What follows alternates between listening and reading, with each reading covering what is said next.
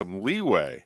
I mean, you like picking those artists to give you some leeway. I mean, I love them, but that's like picking Bruce. I mean, you got leeway with Bruce. He can't really sing. Great songwriter. Not really what you're calling Oh, who can feel the harmonies, if you know what I'm saying. Right. Exactly. I'm with you, David. I'm with you.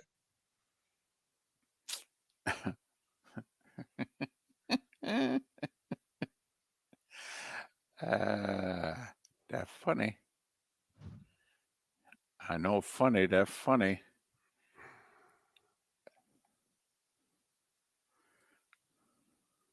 Might have to take a look at what I actually said. I think the first one had the F word in it, which made me. No, I bleeped it out. The last one did. Yeah. The last one was 21-6. Fuck, let's go back to karaoke. Oh, yeah.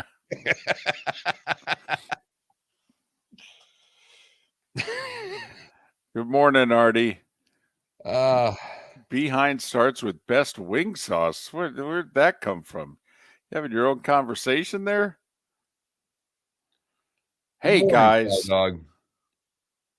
Honey barbecue and mango habanero. What did words come out of your mouth there? Or was that just Honey a large barbecue. mumble? That was. Yeah, I'm having a stroke right now. Right, or I'm hooked on phonics. Yes. Whiskey. Gonna say, were you at Mark's wife's I Christmas wish. party? No, it was the worst one they've ever had. Apparently he waited and he usually it's an order off the menu. Like he goes all, no, I'm not. Usually his Christmas parties are spectacular and the food was and usually it's wow, was this a great Christmas party? And actually, I wish I wasn't there because we all lived vicariously through your tweets.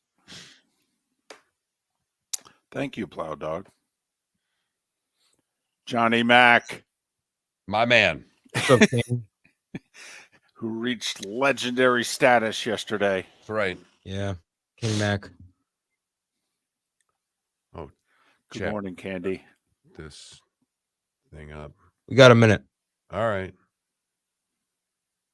Yes, Plow Dog, we are.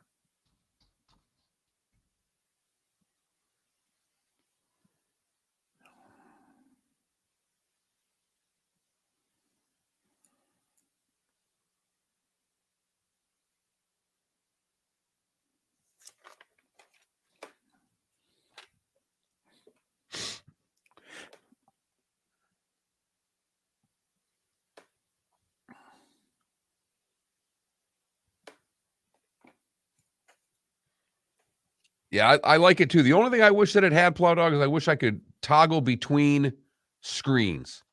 Like, for instance, if we have a guest on and I have to go from this to this, there's no transition that does it seamlessly. That would be the only thing I would ask for. Other than that, seconds. It's really easy to use. With you. Here we go.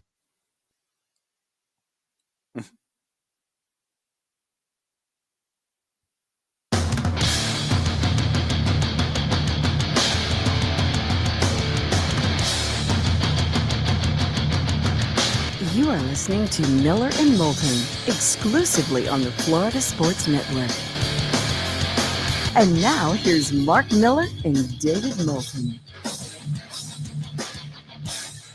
Top of the morning to you. Happy Friday. And it's a football Friday. Football Friday. How the heck are you? Miller and Moulton here on the Florida Sports Network, floridasportsnetwork.com. Thanks so much for being with us. Fired up today. Well, A, because it's a football Friday. B, the bowl season's underway today. Hell, you don't even have to wait till noon. Football week's already underway. And my co-host went to a Christmas party last night. Apparently, it was legendary, and not for the reasons you would think. Morning. How are you? A little tired again this morning, up a little late, watching football last night, and had a few drinks at the Christmas party. So I feel a little weathered, but I weathered. Yeah. What are you, like the mats in those commercials? You feel a little weathered? I feel a little weathered. Yes, I do. You're a floor mat this morning, are you? Okay, all right. Pretty much. Tell you what, you're not as weathered as Felipe. My goodness, he can't even like pronounce hard consonant sounds over there. I mean, I think all those empanadas he took home and he ate them all, and he's just a mess. You Whew. know, there's a phrase. If you're going to hoot with the Owls, you have to be able to soar with the Eagles. And Felipe has yet learned how to soar. Because he's still hooting. There's no doubt that he's still hooting. But he is yet able to soar after he hoots. Oh, my old. And in honor of the Owls, we'll have Tom Herman, the head coach of FAU, on in an hour. So there, you hoot, hoot. Wow. But this is how I knew that you were having an interesting time last night. Is my future son-in-law text me in the middle of the evening. Now, don't get me wrong. I like him.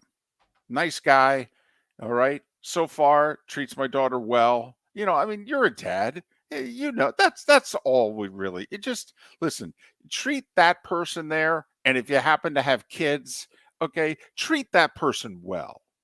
Okay, those people well. Don't worry about me. Okay, I'm fine with you. I'm fine without you. Okay, treat them well. That's all I care about. Right. And so- He sent you a text last night. Yes. And now don't get me wrong, he's a big sports fan. By the way, Sacramento Kings, Seattle Kraken.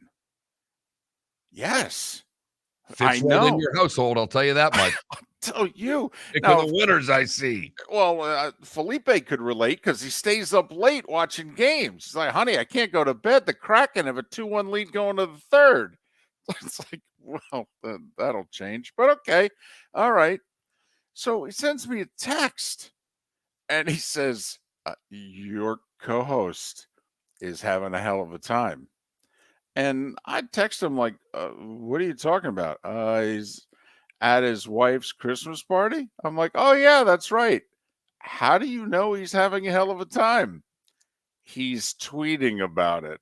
Yep, sure was. Went to the live tweet. It happened. Now, were you planning on this when you were driving to the Christmas party? Were you thinking, you know what, this might be something worthy of live tweeting, or did it just inspire you? Never had given it a thought. Didn't even think I was going to do it until it happened. Because my wife, I've said it on the air, she's a veterinarian. They do a tremendous business, and her boss is a great guy. I really think the world of him.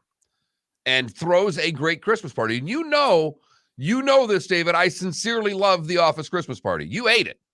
You ate everything about the office Christmas party. I love the office Christmas party. We worked at a place that had them every year, and I would always go. I would always want to go, and they were the cheapest Christmas parties ever. They were horrible. But I always would go. I would bring my wife, and I would always be in a good mood, always enjoyed it. And I usually took one for the team that I would, out of the three of us, David and I and our producer, I would always go and say, if you guys don't want to go, I'll be the guy that shows up. Well, and you know the reason why I went to far more than I wanted to was my wife. She was with you. She really wanted to go. Right. And, you know, the radio station Christmas party is usually pretty fun. Every year, there's somebody going lampshade. Well, there's no doubt. Somebody gets themselves fired at every Christmas party in the radio business every year. Okay. And it doesn't happen right away, but they will say things, get hammered, do things in which the supervisors look at one another and goes, looks like we're going to have to get rid of Johnny. So at the wife's Christmas party, I am basically, outside of the fact that I'm fat, not out of shape and things like that, I'm the trophy husband. I walk around with my wife. She introduces me to her coworkers, you know, the same people that I meet once a year. Some of them I remember their names. Others I have no clue who they are. Right. And, oh, good to see you again. Hey, oh, that's great. You know, that type of stuff. Meaningless conversation that you try to present the fact that you're really enjoying your time there. And there's free alcohol. So I am really enjoying my time there. And they go through the dinner and then usually the boss hands out, well, not usually, the boss hands out the envelopes. Well, there you go. Handing everybody some Christmas cash. Everybody's in a good mood. Sure. Then they give the boss his Christmas present, and usually a little roasting goes on with that, and he takes it very well. And that's usually about it. Mm-hmm. Last night, they broke out a karaoke machine. Whoa. Yep, they sure That- did. That's going down a different road there. That's a new way to travel to the office there. Huh. And it was the worst karaoke that I've ever heard in my life.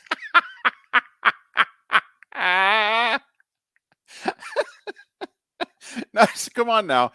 You're what, 53? Yes. Okay. Now, you're not a big karaoke guy.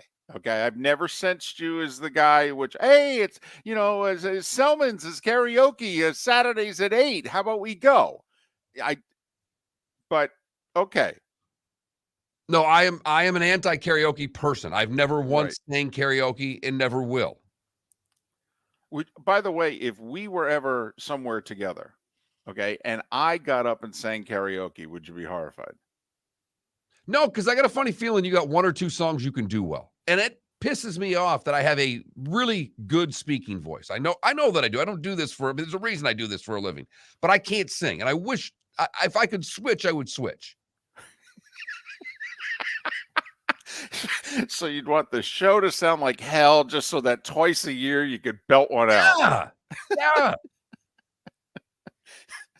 Gotcha. But Good when to the know. first person goes with Billy Joel, Scenes from an Italian Restaurant on karaoke, I don't know if any of you are aware, that is a 7-minute and 31-second song. Wow. Did I mention the person singing it was tone deaf? Well, you implied it, from your overall scouting report of the night under the worst karaoke I've ever heard. Wow. And at that point, the karaoke started. And I said, you know what? I'm going to start checking out Twitter for the football game. I'm going to try to block this out. I'm just going to try. Can someone update me on Niners Seahawks? And I couldn't even read the tweets because I've got Scenes from an Italian Restaurant punching me in the mouth. I have to admit, I'm surprised that's even in the, list. I'm actually surprised you could karaoke that song. That is not a karaoke song. No. Now, and I'll say this: if you've never done karaoke or you're going to end up doing it again, do not do a ballad unless you can really sing. Really sing. Not that you think you could sing, not that you love to sing. Don't do a ballad unless you can sing. Otherwise, pick something snappy, okay? Peppy. You know what? At least at some point, there was a Sweet Caroline duet. They were terrible, but everybody could go bump, bump, bum. And that works. Somebody went Ice, Ice Baby. Again, terrible. Didn't know you could make that song worse. But you can. It's doable. Okay. Now, you do know I would have done Madonna's Vogue. You do know that, right? That's my go-to. Okay. And once this night started out this badly, I definitely would have done it. I would have been like, well, we got to change this tune, baby. It was something. Twitch chat room, Mamma Mia is my go-to. And it was so bad that I wanted to grab the mic from someone and sing even worse, just to show them how if you're going to do this, go all in. Okay. All right. But I do appreciate you live tweeting the events of the evening.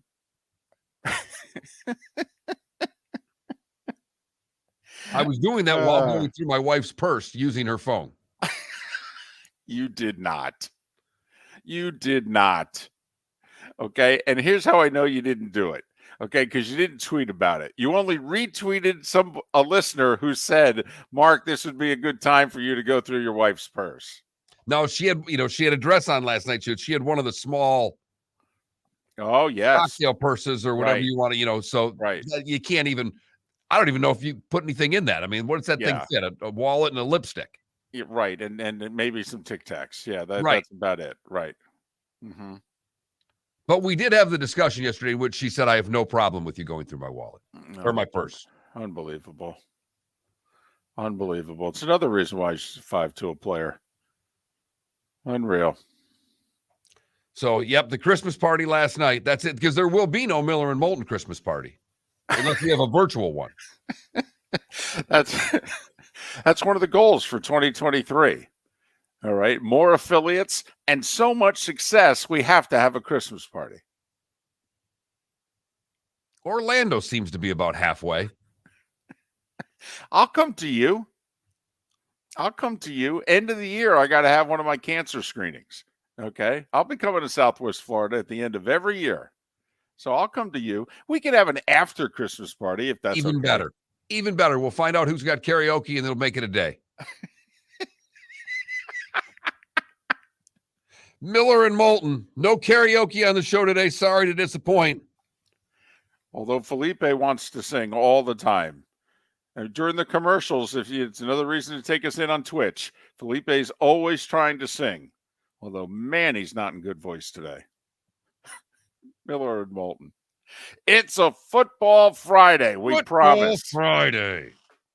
David Moulton for Napa Auto Parts, and Napa Filters. Insist on Napa Filters for your vehicles, or if you're a do-it-yourselfer, only buy Napa Filters. Napa has a filter for almost anything on earth that moves, whether it's motorcycles, foreign and domestic cars, vans, SUVs, earth-moving equipment. You get the idea. Napa Auto Parts, Napa Filters. Insist on them for your vehicles, or if you're do-it-yourselfer, only buy Napa Filters.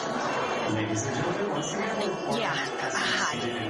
Excuse me. Hey, the line starts back here. Ma'am, if your party's not here, you're gonna have to go around again. If you had the opportunity to avoid all this, wouldn't you? Salt Live is the official transportation provider of the Miller and Moulton Morning Show, making your trip to and from the airport seamless and stress-free. Salt Live is supported with the help of local partners like the Bayfront Inn. Gather your family and friends and enjoy a leisurely day on the water with a pontoon or deck boat. If you prefer to explore the waterways without a motor, the Bayfront has canoes, standboards, and kayaks. At the end of your journey, enjoy lunch or dinner at the Bamboo Tropical Bar and Grill. The Bayfront Inn, something for everyone on 5th Avenue in downtown Naples. BayfrontInNaples.com. When you need a ride, book with Salt Live Transportation, 308-8686, or book on saltlivetransportation.com. Mark Miller for SWFL Golf Carts, or online, flgolfcarts.com. If you're looking for a golf cart, an e-bike, or an e-motorcycle, go visit Alex and the gang at SWFL Golf Carts. flgolfcarts.com online. Check out their whole inventory. If you're looking for a custom cart, they can take care of you. 2-seater, 4-seater, 6-seater, they've got you covered. E-bikes, nobody better for value and service. E-motorcycles, check them out. Again, flgolfcarts.com. flgolfcarts.com.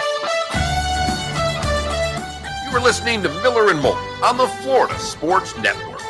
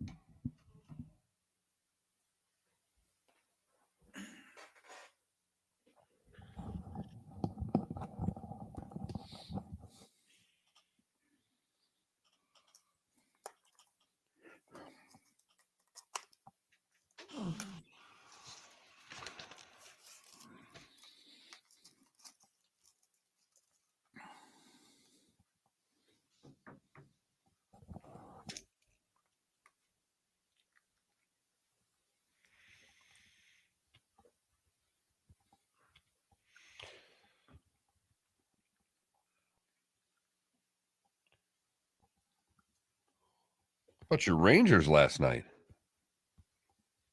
It's a pretty good little win. They really are a pretty good little hockey team. I just have to figure it out. 5 in a row. They're starting to figure it out. How about the Devils losing at home to the Flyers?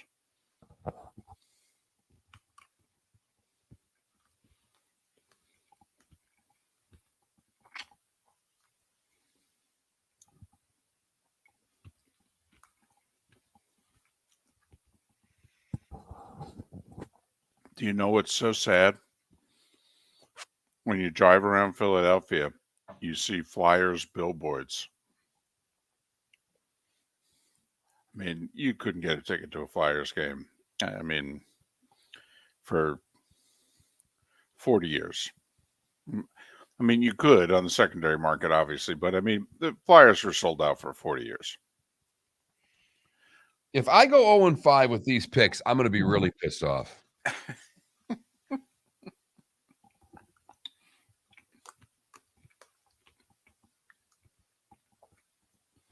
I didn't put nearly as much thought into it as I normally do. I did not overanalyze it this week. So, Well, 20 touchdowns at home, 2 on the road. I'm taking the Jets.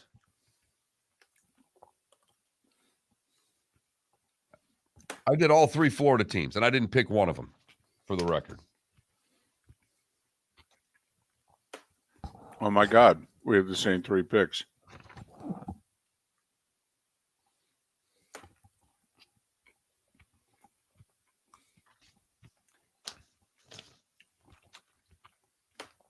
In fact, I made 4 picks involving Florida teams. Didn't pick any of them.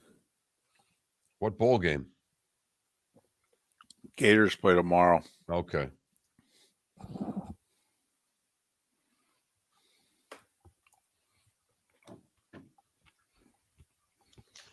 I'm adding a 6th pick. There's another one. It's like they're handing out free money.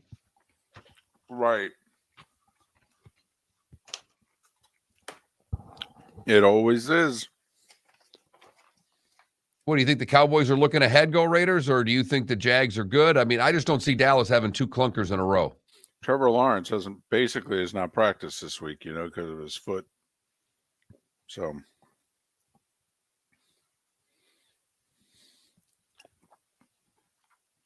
that's a great question behind. And I'm a Billy Joel guy over Elton John. It's really close.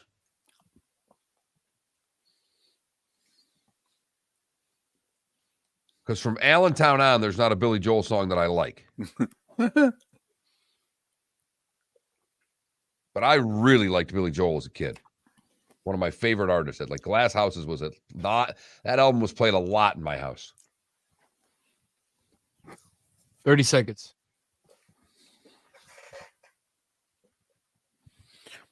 Go Raiders. I understand you don't trust Dak, but this ain't a playoff game. This is the Jags.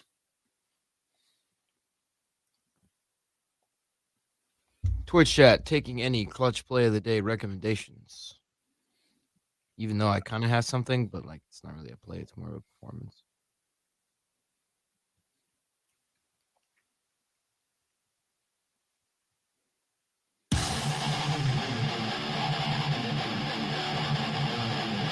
You're listening to Miller and Moulton, exclusively on the Florida Sports Network. 21 minutes past the hour. Thanks for joining us on this Football Friday. Miller and Moulton. Football Friday. Sorry, David. I was just there. You were a little slow there on the trigger, so that's why I moved on without you. Sorry about that. You're really engrossed in these picks, aren't you? Like every 2 minutes that goes by, you're adding another pick to your list, aren't you? It looks to me like they're trying to give away free money this week. This from a guy who's 134 games below 500 this year. Exactly. Got him right where I want him. Yes, you do.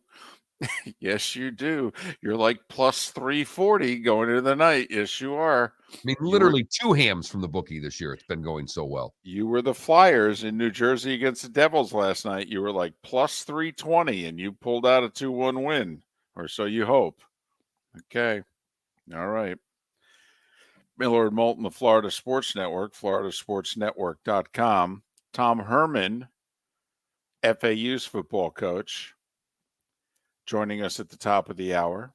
Lee Sterling will make his Bowlapalooza 1 hour from now. And Roy Cummings, although I forgot to send him a reminder text. So I hope that doesn't come back to haunt us. Okay, Roy Cummings scheduled to join us at 8 o'clock. A little redo on a Friday. Pat Kerwin yesterday. We moved Roy Cummings to today. So there you go. Want to see how Roy can spin the Bucs play and see what he'll No. think this week. That's it. And he's admittedly, he's always trying to find the glass half full. Can't wait to see how he spins last week's version. Because we've been talking about the Dolphins basically going double-double, and they're on the number one handicap hole hitting it into the wind right now. What's that make the Bucs? Exactly. Oh, that's a snap hook hitting 3 from the tee after double-double. I mean, the Bucs are playing Army golf. One's going left, one's going right. They don't know where it's going. They don't know what they're doing. So the Niners win the NFC West last night, and they pretty much Heisman Seattle. They had them at arm's length all night, really. Jumped out early. Brock Purdy, 9 for his first 9, right down the field, bada bing, bada boom. I think he completed his first 11 Okay. in all. And so, and they handled Seattle. Seahawks beginning to, like the Giants, Mark, kind of, settling back to where we thought they'd be. What have they lost? 4 or 5, something like that? Weren't they 6-3 at one point? And now they're 7-7. Right. And even that, I mean, they had a shot to get the game to a touchdown, but the game was lost into the first half. They had an interception that was right in the arms of a D-back that was dropped. Mm-hmm. Then they end up fumbling the ball. Gets returned down to, I mean, it was basically 2 plays, and all of a sudden that game was over. Did you see the pick 6 that was negated for the roughing the passer?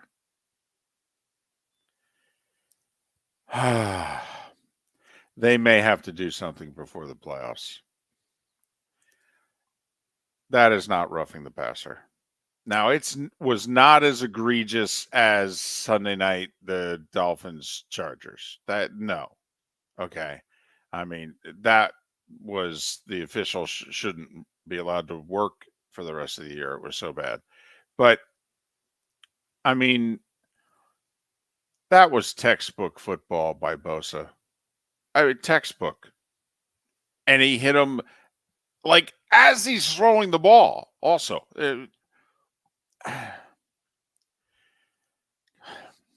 They have to do something because that's a pick 6. Now imagine that's a playoff game. Pick 6 that they negated with that call. That's a big deal. They got to, I don't know if they have to call all the officials in and they need to have a seminar. Honestly. Well, retraining. the problem is, David, is that if you have a seminar, you're retraining them to do the opposite of what you've been telling them now since August. I mean, when in doubt, throw the flag. That's their motto. I mean, I want you to think about that for a second. When in doubt, throw the flag. It's contradictory to how we think sports should be officiated. When in doubt, don't make a call.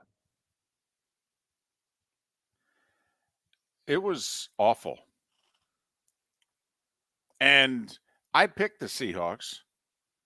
And for the sake of, like the playoff run, I was just kind of, I don't know, maybe hoping the Seahawks would win.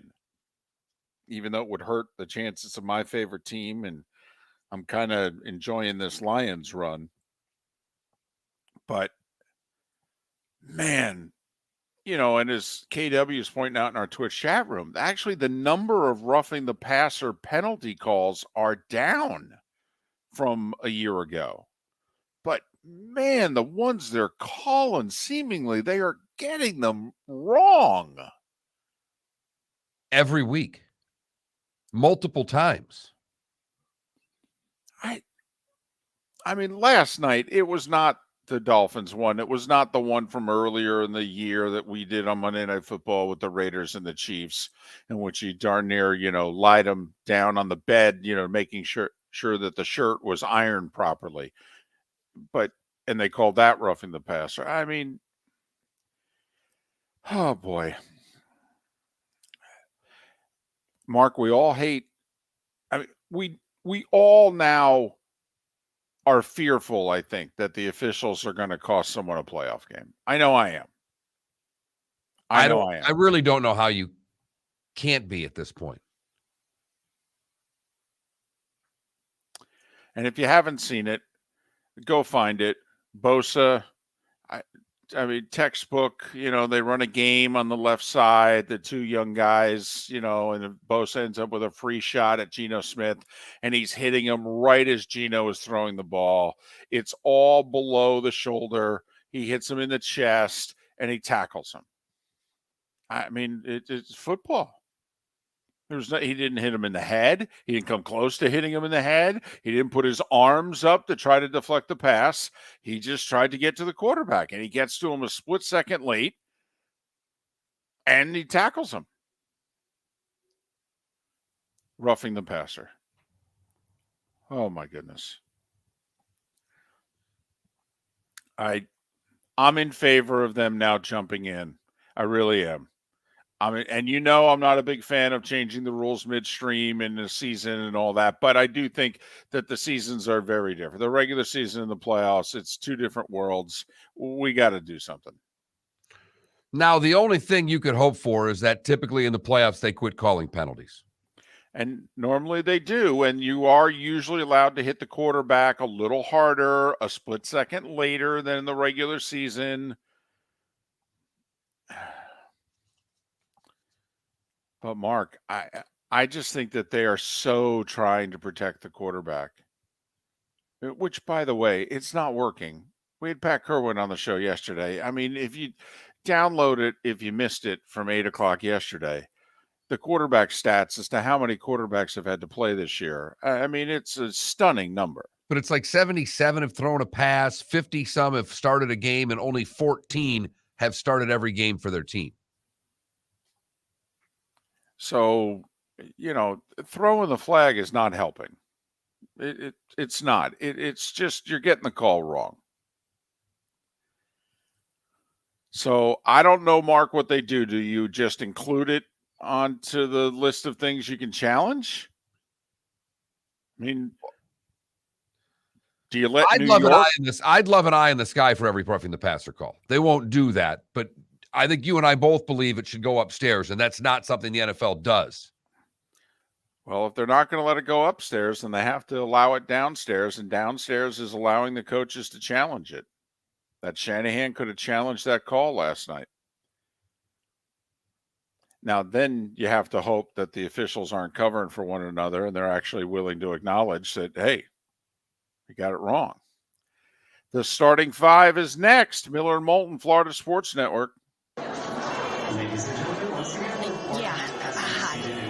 excuse me. Hey, the line starts back here. Ma'am, if your party's not here, you're going to have to go around and If you had the opportunity to avoid all this, wouldn't you? Salt Live is the official transportation provider of the Miller and Moulton Morning Show, making your trip to and from the airport seamless and stress-free. Salt Live is supported with the help of local partners like the Bayfront Inn. Gather your family and friends and enjoy a leisurely day on the water with a pontoon or deck boat. If you prefer to explore the waterways without a motor, the Bayfront has canoes, standboards, and kayaks. At the end of your journey, enjoy lunch or dinner at the Bamboo Tropical Bar and Grill. The Bayfront Inn, something for everyone on 5th Avenue in downtown Naples. BayfrontInNaples.com. When you need a ride, book with Salt Live Transportation, 308-8686, or book on saltlivetransportation.com. Mark Miller for SWFL Golf Carts, or online, flgolfcarts.com. If you're looking for a golf cart, an e-bike, or an e-motorcycle, go visit Alex and the gang at SWFL Golf Carts. flgolfcarts.com online. Check out their whole inventory. If you're looking for a custom cart, they can take care of you. 2-seater, 4-seater, 6-seater, they've got you covered. E-bikes, Nobody better for value and service. E-Motorcycles. Check them out. Again, flgolfcarts.com. flgolfcarts.com. David Moulton for Napa, Napa Auto Parts, and Napa Filters. Insist on Napa filters for your vehicles, or if you're a do-it-yourselfer, only buy Napa filters. Napa has a filter for almost anything on earth that moves, whether it's motorcycles, foreign and domestic cars, vans, SUVs, earth-moving equipment. You get the idea. Napa Auto Parts, Napa filters. Insist on them for your vehicles, or if you're do-it-yourselfer, only buy Napa filters. You were listening to Miller and Moulton on the Florida Sports Network.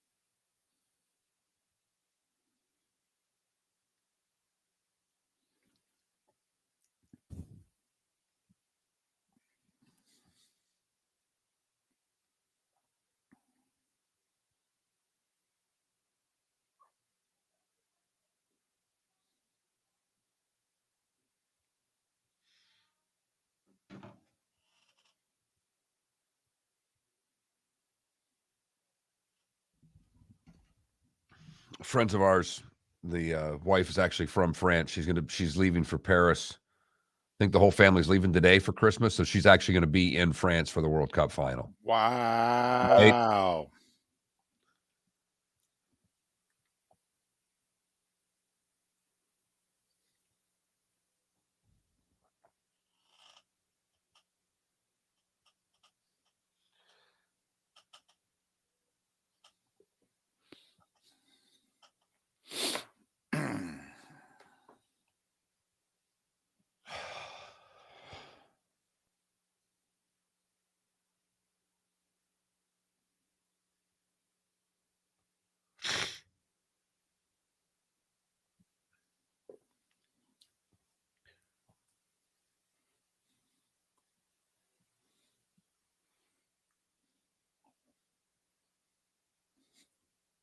Have to admit, KW, haven't heard someone use that expression in a while. It's a hell of a way to wake up. How's your morning going? Well, I've got a cactus up my ass. Otherwise, I'm doing fine.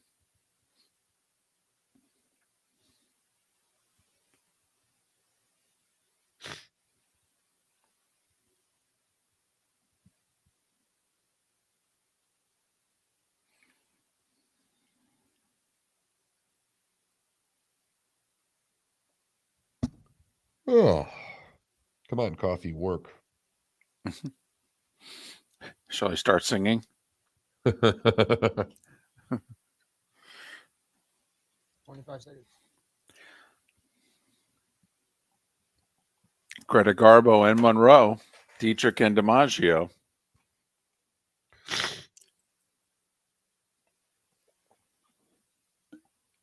Here we go. There's nothing to it. Vogue.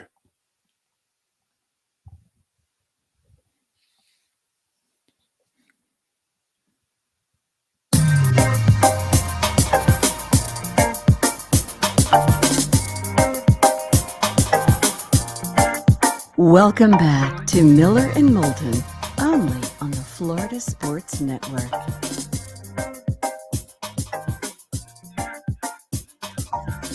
"22 minutes before the hour, Tom Herman, who joined us yesterday in the bonus hour, and it was a fun time.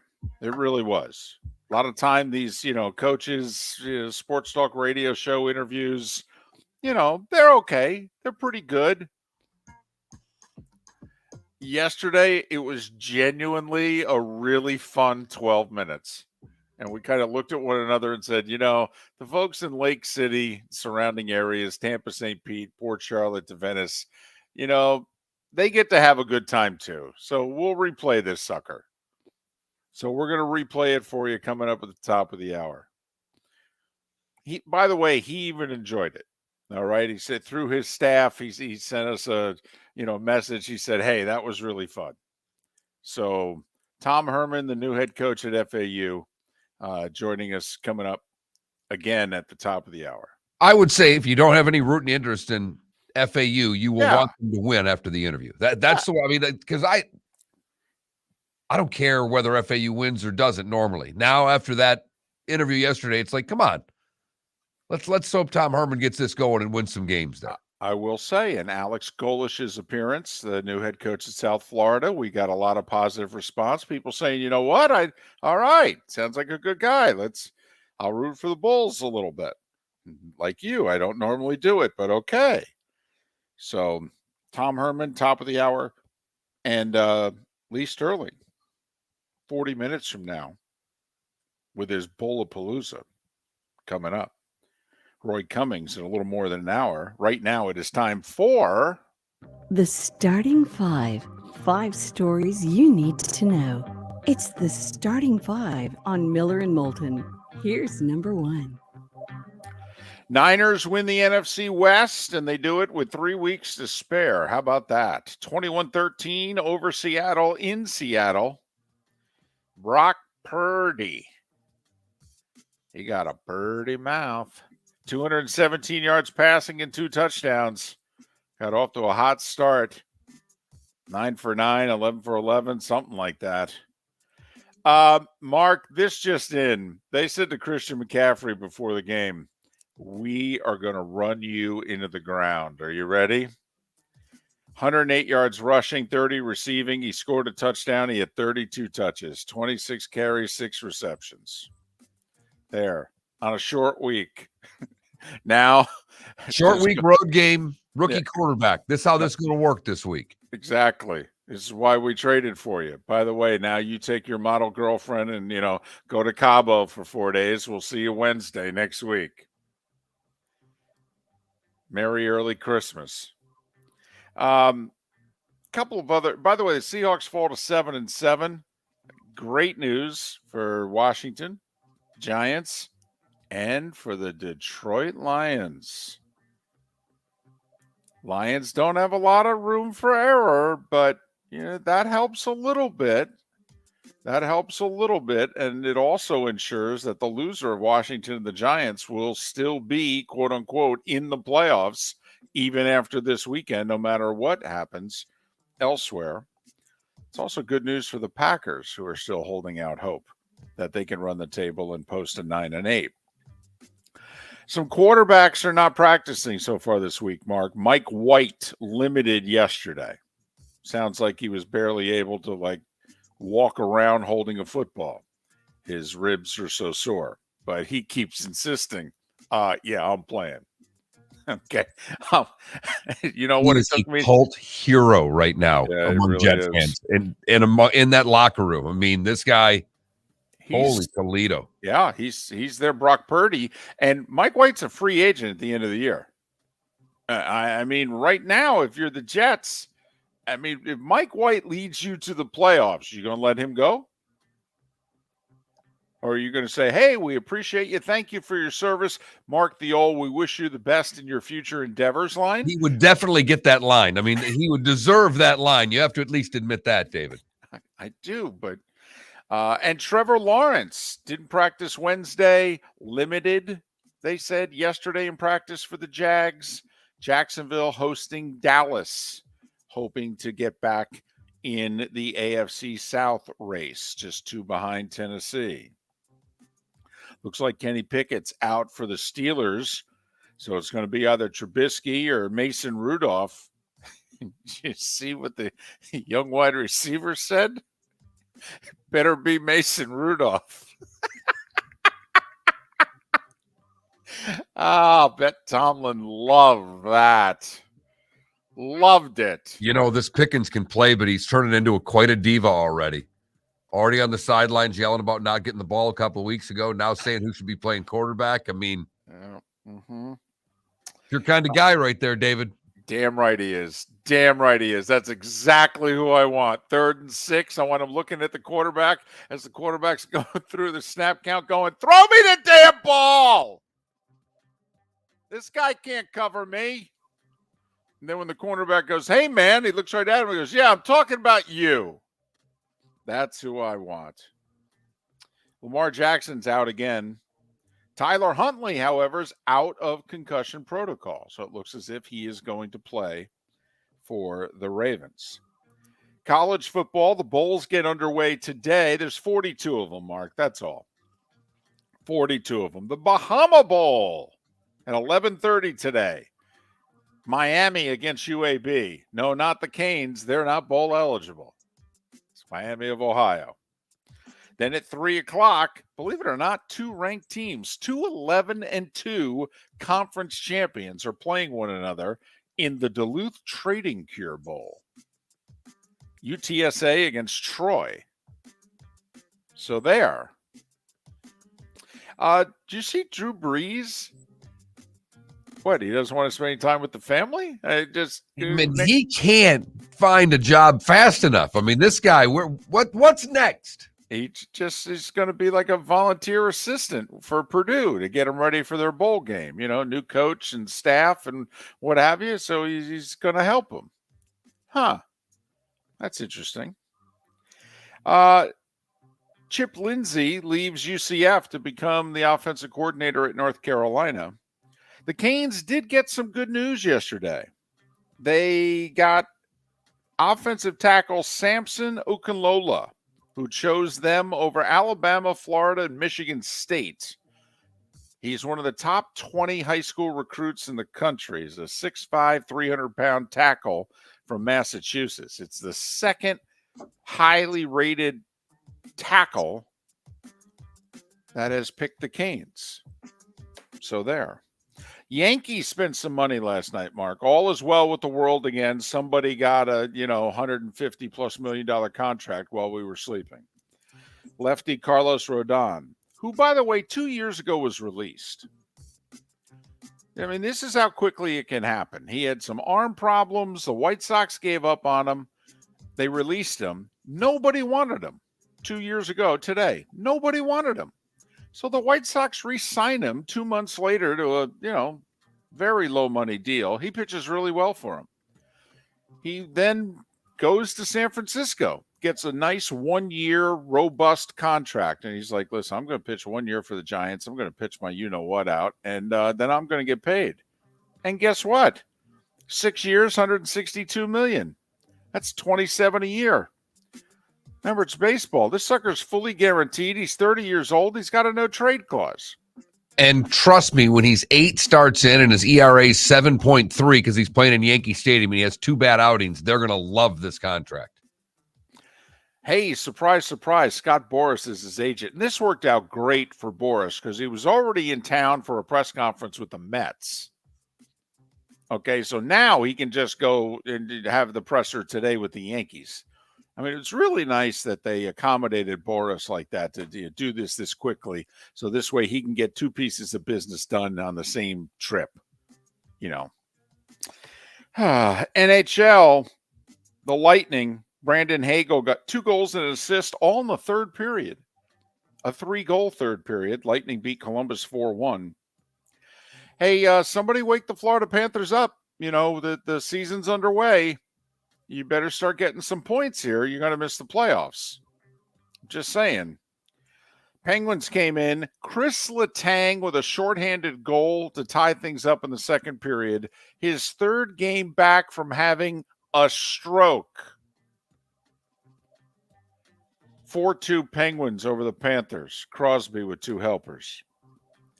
The Rangers have a 5-game winning streak. They beat Toronto 3-1. Snaps the Leafs' 15-game unbeaten streak. Also snapped Mitch Marner's 23-game point streak. 23 games, pretty impressive. That really is. That's a month and a half. Every bit of it. So a point in every game It's you play it's over a quarter of the season, for crying out loud. Well, it's damn near every game this season. What have we played? About 30 or so games? Right. 23-game point streak. Devils have lost 4 in a row. Philly beat them in Jersey 2-1. Same score. Washington beat Dallas 2-1, snapping the Caps' 5-game winning streak. Carolina edged the Kraken 3-2. There are some other hockey scores, but I don't even know if you were interested in all of those, so I'll just stop there. NBA, hey, give it up to the Heat. What's that, 3 in a row? Get them back to 500, 111-108 in Houston. You thought Tyler Hero was good in OKC, Mark. What was that you were going to say? Oh, no, go ahead. You're good. Hero with 10 threes. He had 9 in OKC, 10 in Houston, 35 at OKC, 41 last night. I will say we didn't like the Heat last night, but the Heat did not cover because it was 3 and half. Right. Milwaukee actually played all their guys and lost in Memphis by 41, 142-101. Ja Morant with a triple-double, 25 points, 10 rebounds, 10 assists. The 10 rebounds is pretty impressive. All right, Mark, because he's not much bigger than you. Utah rallied at home, forced overtime, beat the Pelicans 132-129 behind Jordan Clarkson's 39. And Phoenix 16 better than the Clippers in LA, 111-95. Curry's going to miss, quote, a few weeks, unquote, which, of course, when we were all growing up, what's the definition of a few? And it's basically 3 to 30. So, quote, he's going to miss a few weeks. 3 to 4? We just want to throw that out there right now? You think we'd be accurate saying? I think 3 is really accurate. Okay. All right. Warriors struggling just to make the playoffs the way things are right now. College hoops, only one ranked team played last night. Wisconsin beat Lehigh by 22. Women's action in state. Stetson lost at home to UNC Greensboro by 7. Florida State beat Presbyterian by 61. The Noles are 11-1 on the season. Kind of a different story from their men's team. And FAMU dropped to 2-7. They lost at Mississippi State by 25. Hey, did you see the NCAA's got a new president? They do. Outgoing Massachusetts Governor Charlie Baker is going to become their next president. The 2-term Republican was a power forward for Harvard back in the late 70s. He has degrees from Harvard and Northwestern. He's 66 years old. Sounds like a retirement job, doesn't it? It really does. I don't even know. It really does. I mean, a lot of new ideas going to come out of this guy, I'm sure.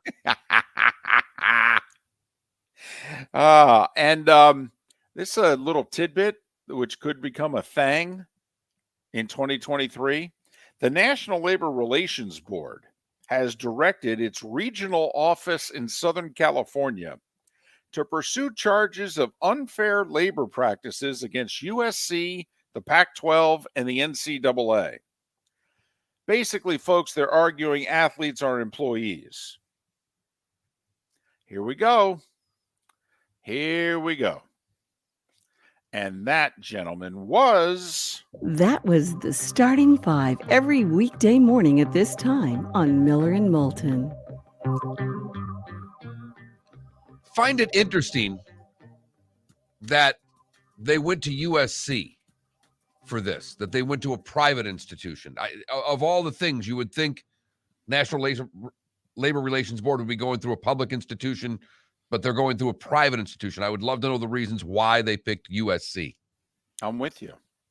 The ramifications, though, if they win, it's the system as we know it is over.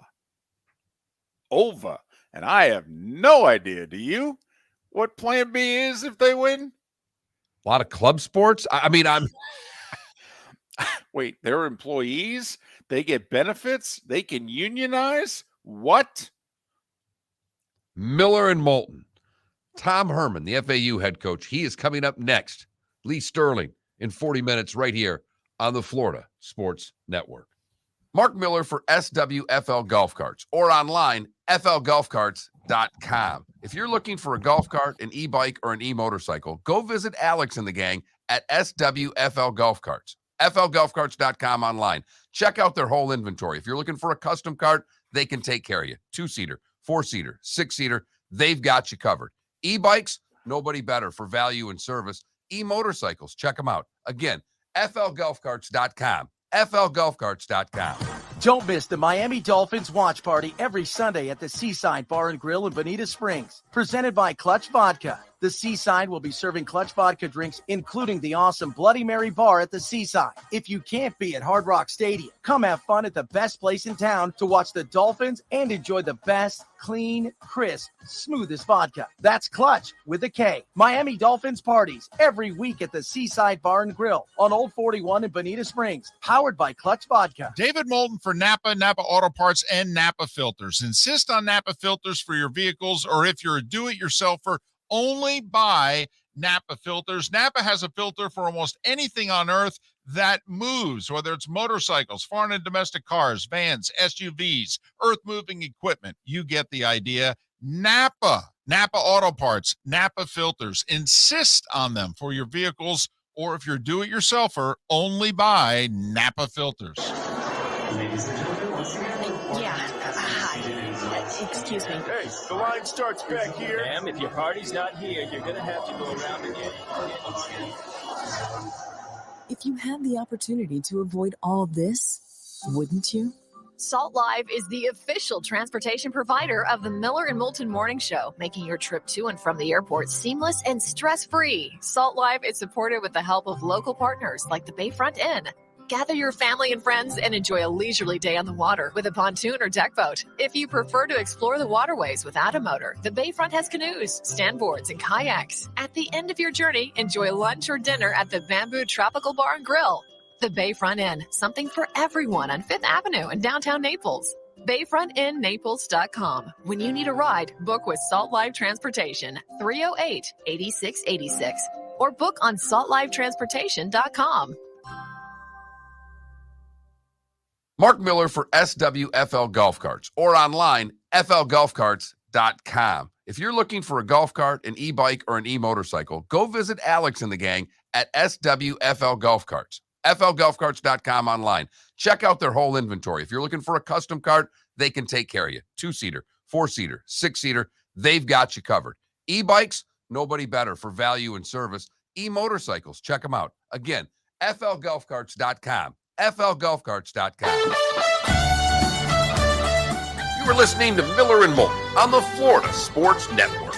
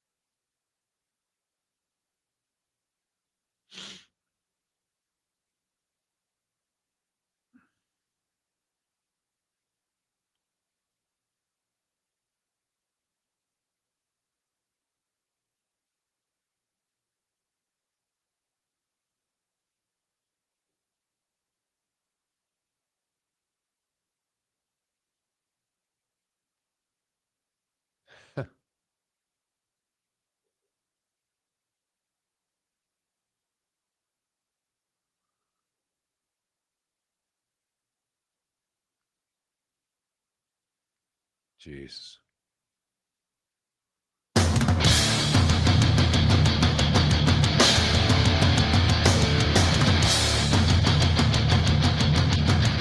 You are listening to Miller and Moulton, exclusively on the Florida Sports Network. And now, here's Mark Miller and David Moulton.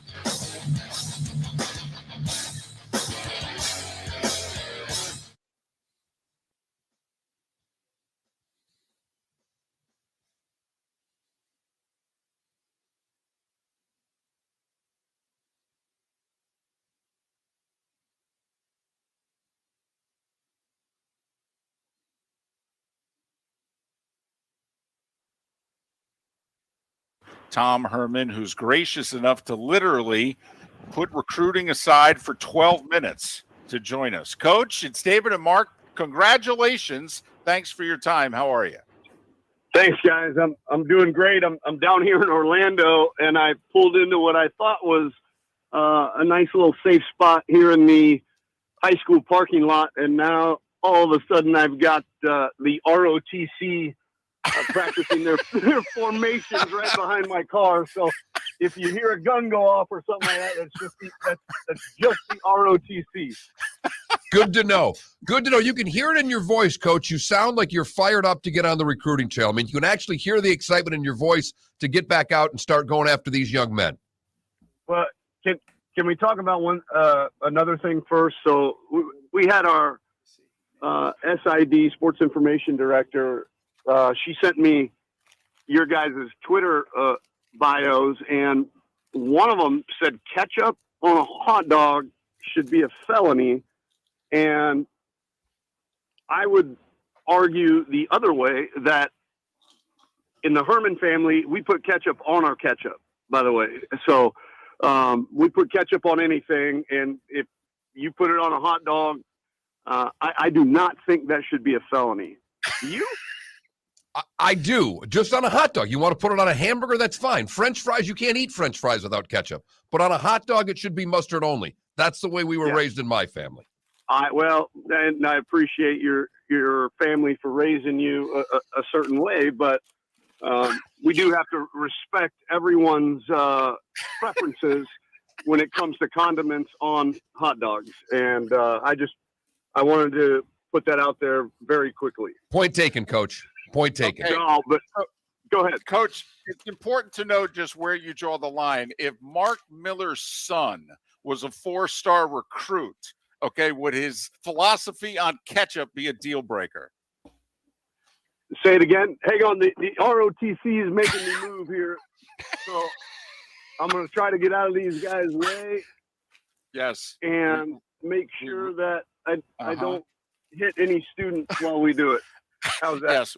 We've never had someone shot on the air before. We really don't want to start now. That is true. Please, yes. All Yes. right. I think I'm clear. So go ahead and what was the question again? I'm sorry. My co-host Mark Miller is the one who believes ketchup on a hot dog is a felony. So my question to you is, all right, when recruiting, if you find out that the dad of a 4-star recruit feels that way, do you go there? Is that a deal breaker? No, there's usually not very many deal breakers in recruiting if the kid's good enough. Is it harder to recruit now, Coach? With NIL, with everything that's going on, does it make it harder, or is the process still the same? Well, I think it's still about relationships. The unique thing that even in just my year and a half, 2 years off is, I spent the first week on the job, all last week, meeting individually with players on our current roster. I think we've got a very, very talented roster at FAU. But then this week I'm out on the road recruiting our high school commitments and so on and so forth. But I've also done 3 home visits with parents of our current players. And it is not the way it was meant to be. These players are really good players, and they don't want to go in the portal, but they are literally having other Division I schools calling them and, telling them dollar amounts and figures like that. And so that's just not what college football was meant to be. I want players to get paid. I want them to get paid as much as they deserve and earn, but we've got to find some way to get this out of recruiting and get it out of certainly the transfer portal issue. And you go to school X and you make school X, this amount of dollars. I think you should reap the benefits of that with your name, image, and likeness. Absolutely. I just don't think it should be used as a recruiting inducement or, to get a guy to transfer from one school to another. He's Tom Herman. He's the new football coach at FAU, and he's kind enough to join us here on Miller and Moulton. And Coach, normally our first question to someone like you who took the job is underhanded, in which, hey, why'd you take the job? So you, with an accomplished resume, who could afford to be choosy, why FAU?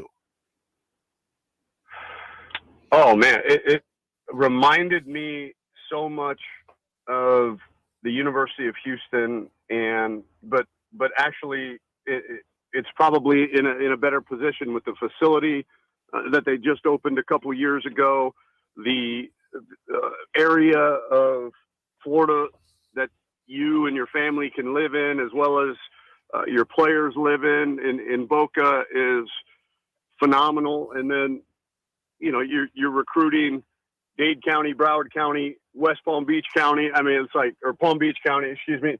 And I mean, it doesn't get much better than that. And so I knew if I wanted to get back into it, it needed to be a place where my family could feel comfortable living and we would have an opportunity to win. And this was the one job out there that I felt like that was the case. What are your short-term and long-term expectations? Is this a team that should be playing for conference championships, every other year? What is it that you think you can build at FAU, Coach? Well, the answer is yes.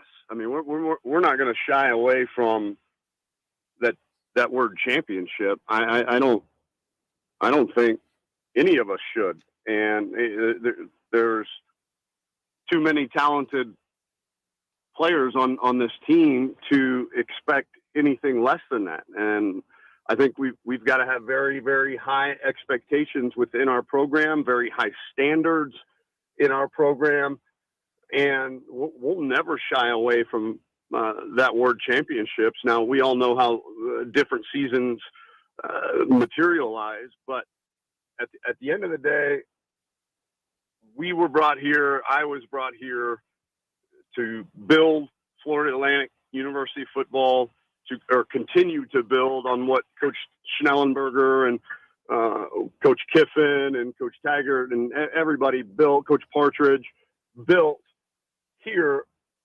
Our job is now to take it to the next level, and I think we have a really good blueprint to accomplish that. Coach, before, there was a clear line. It was Power 5, Group of 5. I mean, they renamed it. But now with the new playoff where the top 6 conference champions get to go, do you think being at a quote unquote Group of 5 school like you were in the past at Houston is easier going forward? Because, I mean, it would have taken a nuclear event to get in the playoff at Houston. Now you can make the playoff at FAU. It's going to be hard, but there's a path. Oh, absolutely there is. And I think the expanded playoffs is great for college football. We are the only sport that doesn't have an extended playoffs. Even 4 teams was pulling teeth, right? to get 4 teams in a playoff. So I think at this point the powers that be are realizing that, and this is not to sound any type of way, but we were 5-0 against Power quote unquote Power 5 schools. We beat number 3 Oklahoma. We beat number 3 Louisville when Lamar won the Heisman. We beat number 8 Florida State with Jalen Ramsey and Derwin James and Dalvin Cook. I mean, you want to talk about some dudes now. And our little 2-star and no-star guys at the University of Houston, we went and did all that. And I think that is a testament to the kind of kids that you recruit, but also the kind of culture that you put in place. And Luke Fickell showed it last year or the last few years at Cincinnati. And I think with the expanded playoffs, it's certainly going to give these schools that maybe never had the opportunity, at least the opportunity. Now we got to go do it, right? We got to go do it. But the opportunity is there, and I think that's a really positive thing. What's the intangible you look for? You mentioned the 2-star, the no-star. I would think you'd want a kid with a little bit of a chip on his shoulder. What's the intangible you look for those, 1, 2, 3-star guys that you're going to try to build up while you coach them at FAU? Competitiveness. I want them, if they're playing tiddlywinks with their grandma and they're keeping score, I want them to beat their grandmas, you know what. And because winning is that important to them.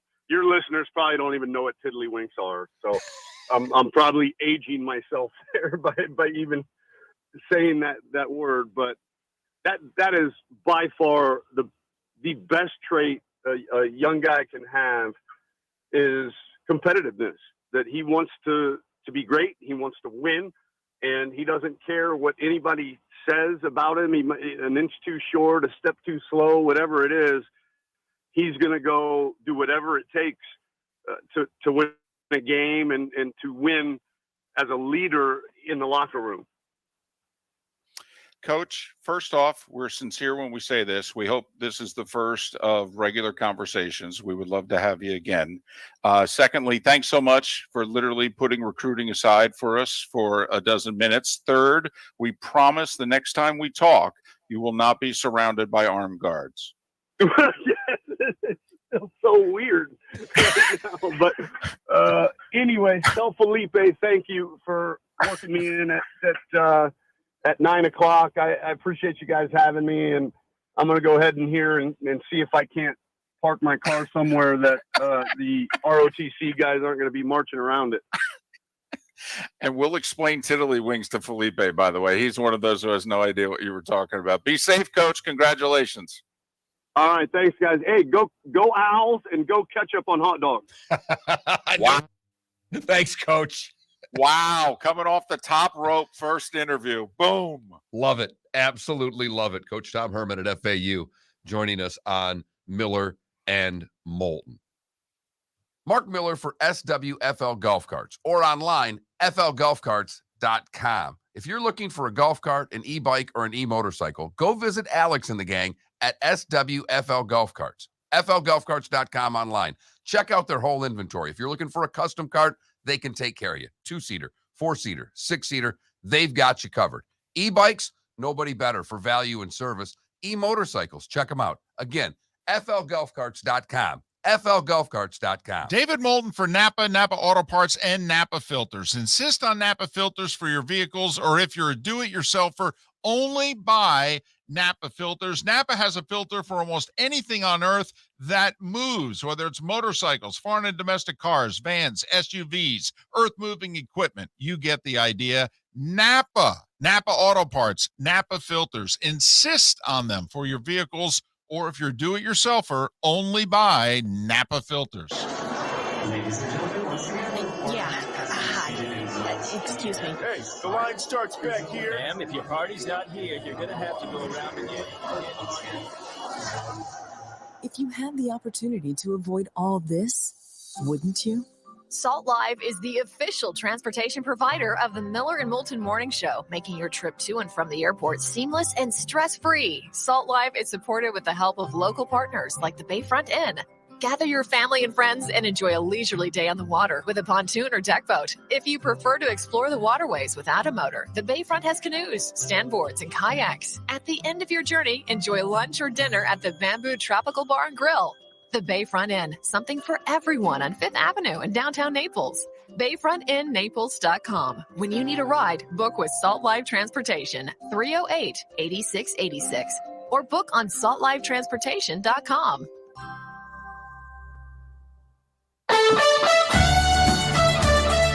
You were listening to Miller and Moulton on the Florida Sports Network.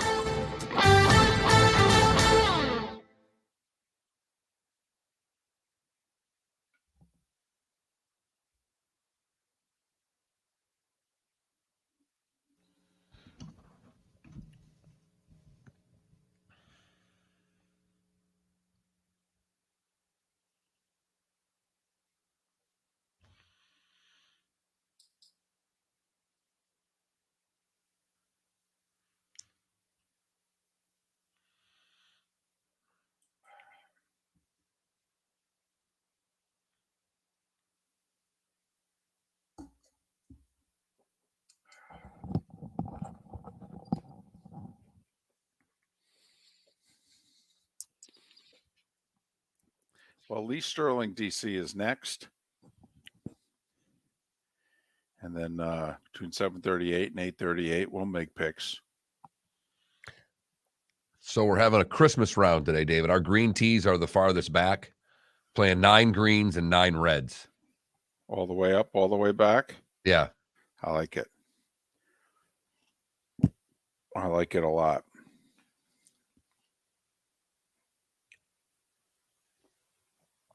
And I'm very happy that they decided not to put one at the green tees because I hit 3-wood off the deck, off the tee, and our green tees on the first hole are on the putting green.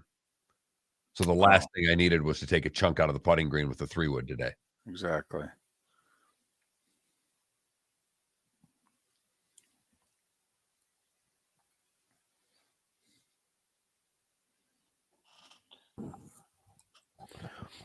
DC, Lions Jets is Lee Sterling's game of the week.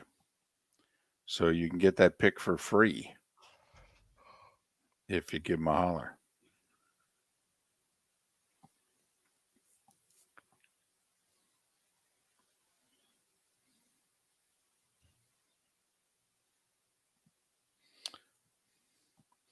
Solid oak tree. He's got a birdie mouth. God, you have no idea how creepy that sounds. It's kind of the intent. Yeah, but I don't think you really are certain as to just how creepy it's. It skeeves me right out.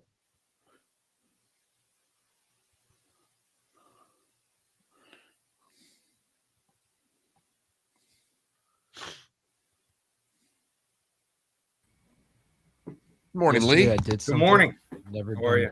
Good. How you doing? That was a lot of Good. Going to that Miami Central and American Heritage State Championship game tonight. Should be. They're saying it might be the best high school game for state championship in the country. So there's a big controversy with the state championship in Florida in media credentials. Oh, what happened? They're not giving recruiting people like Bud Elliott is not getting credentialed to the state championship games by the FHSAA. Wow. It's a real, it's been going on for like a week. I've been seeing on Twitter that anybody that covers, they're not giving recruiting services press passes. Are you kidding me? Are you effing kidding me? It's the lifeblood of high school sports. So the parking, I just bought my parking last night, $23.50 for parking. That's a game at Hard Rock? No, it's at where the soccer team plays. Okay. It used to be Lockhart Stadium, whatever they call it now. So I'm curious, is parking more than the actual game ticket? It is. Game ticket's $18. They're expecting like 16, 17, 18,000 tonight. Full house. Really? Yeah. Might be the best state championship game in the country. If Central wins, they're going to win one of the 2 mythical national championships. So that kid Bain, I saw him play earlier this year. He is a beast. So Miami needs a bunch more like him, but Mario's recruiting somehow. 30 seconds. I can tell you, I can give you 3 reasons why. Name, image, likeness. Right. There you go. No, he's a good recruiter too. He is. Yeah. But if there weren't money behind it, he wouldn't be a good recruiter. No. Not anymore. 15 seconds.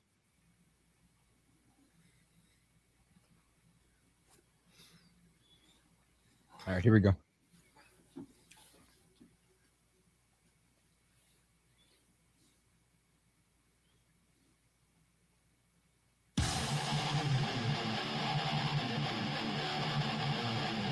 You're listening to Miller and Moulton, exclusively on the Florida Sports Network. 21 minutes past the hour, and on this day and time all football season, that means Lee Sterling. Paramount Sports, ParamountSports.com, 800-400-9741. First off, Lee, a merry and a happy to you and your family. But how are you? I'm great. I want to know why Mark didn't drive across the state and meet me at the hockey game last night to see the Bees take on the Panthers. I would have, but it was the wife's Christmas party last night, the wife's okay. company Christmas party. So I was locked into karaoke with a bunch of veterinarian techs. And trust me, they're all keeping their day job after yesterday. Every single one of them. Wow. Next time, Mark, they play. Let's meet there and meet for dinner and go watch the game. I like it. In. Okay. Listen, you've got your Bowl-a-Palooza. Obviously, the 42 bowl games start today with 2, and you don't even have to wait till noon for the bowl season to start. But before we get to your picks quickly, with everything that's going on, more players opting out, transferring, etc., bowl picking easier or harder this year than when you first looked at it? You were cutting in and out. Say it one more time. With the portal and everything going on, as far as bowl games, is it harder or easier to handle picking bowl games right now with the way collegiate athletics are? Much tougher. So it used to take me 2 days to do all the bowl games. I would sit down on a Monday morning and spend 12, 13 hours studying Monday and Tuesday, and I was done. Used to do it with one computer. I sat at my desk at my office. I had 3 computers open.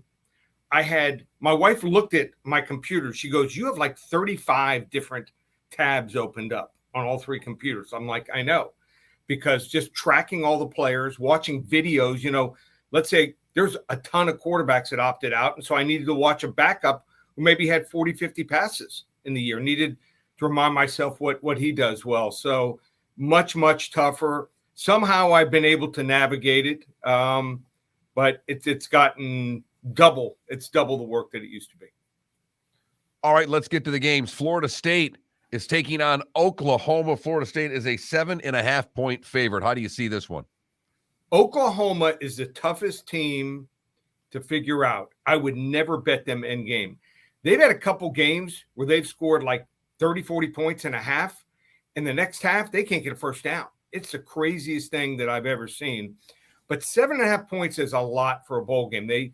Oklahoma will be missing both their offensive tackles. So it's going to hurt their pass protection. But they've got studs there. I think Florida State just a little too much at quarterback, running back, receiver, and their defense has improved. I think Florida State wins this game something like 35-30. I'll take the 7.5, though. Clemson is a 6.5-point favorite over Tennessee. MVP. You know who the MVP is going to be in this game? My daughter singing the national anthem. So, she'll be singing the national anthem. Well, now we know why this game's on the pick list. So I was leaning Tennessee until Hendon Hooker obviously is out and their top 2 receivers. I mean, Cedric Tillman and Jalen Hyatt. Jalen Hyatt is going to be a star in the NFL. If someone gets him late first, early second, they're going to be getting a steal. I just think Cade Klubnik is really good. I don't know if you guys know the story. He wanted to go, from what I'm hearing, to Texas A&M. And the freshman quarterback for A&M committed a day or 2 before he was going to commit. And he's like, well, I guess I'll go to Clemson. So Clemson got themselves a jewel. I think he's a star in the making. They're going to highlight him here, let him throw the ball around here. I think they're just a little bit better on the offensive and defensive lines here than Tennessee. think Clemson wins this game 35-24. Well, I'm fascinated that you threw this one on the list. Georgia and Ohio State, one of the playoff games. The Dogs are a 6.5-point favorite. Can they handle, if there was one team that I thought matched up pretty well against Georgia, it's the Buckeyes because they can throw the ball. How do you see this game, Lee?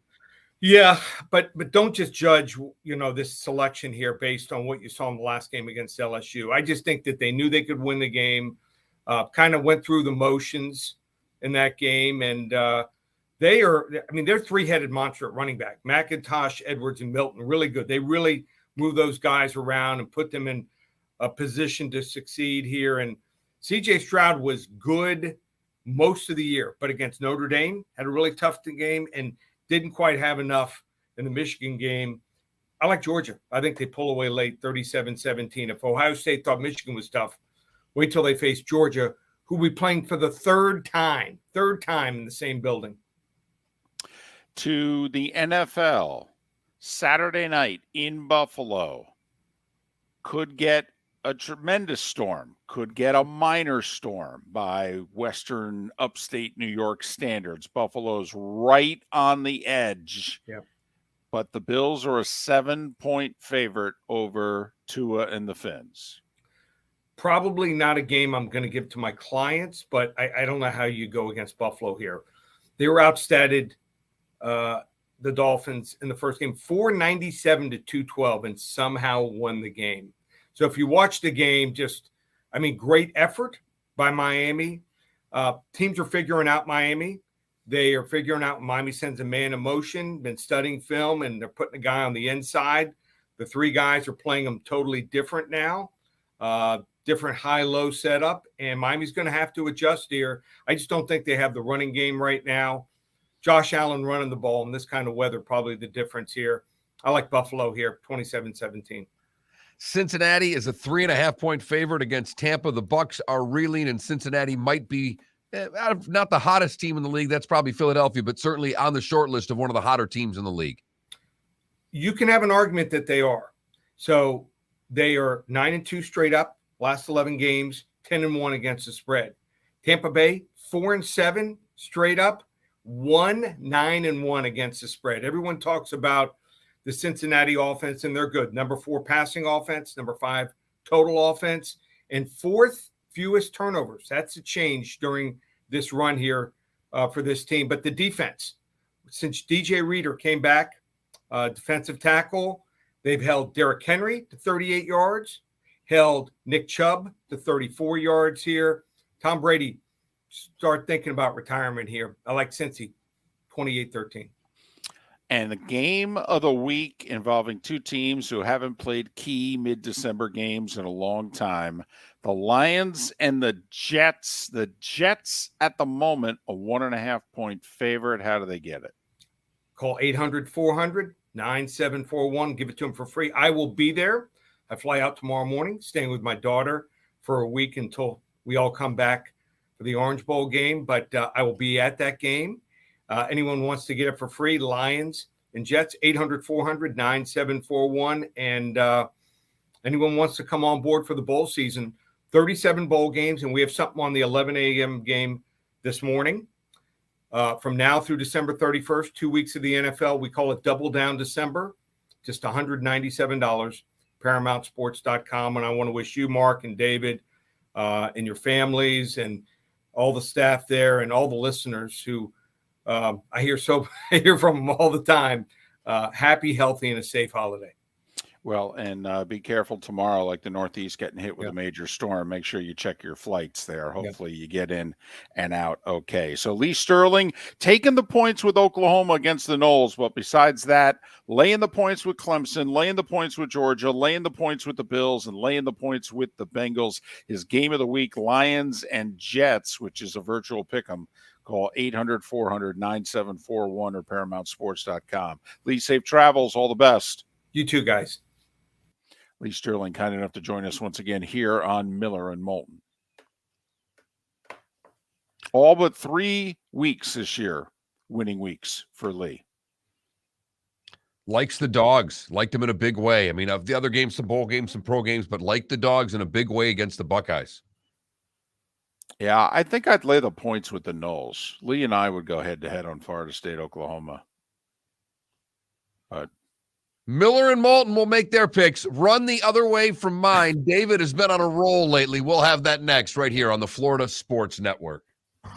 Don't miss the Miami Dolphins watch party every Sunday at the Seaside Bar and Grill in Bonita Springs, presented by Clutch Vodka. The Seaside will be serving Clutch Vodka drinks, including the awesome Bloody Mary bar at the Seaside. If you can't be at Hard Rock Stadium, come have fun at the best place in town to watch the Dolphins and enjoy the best, clean, crisp, smoothest vodka. That's Clutch with a K. Miami Dolphins parties every week at the Seaside Bar and Grill on Old 41 in Bonita Springs, powered by Clutch Vodka.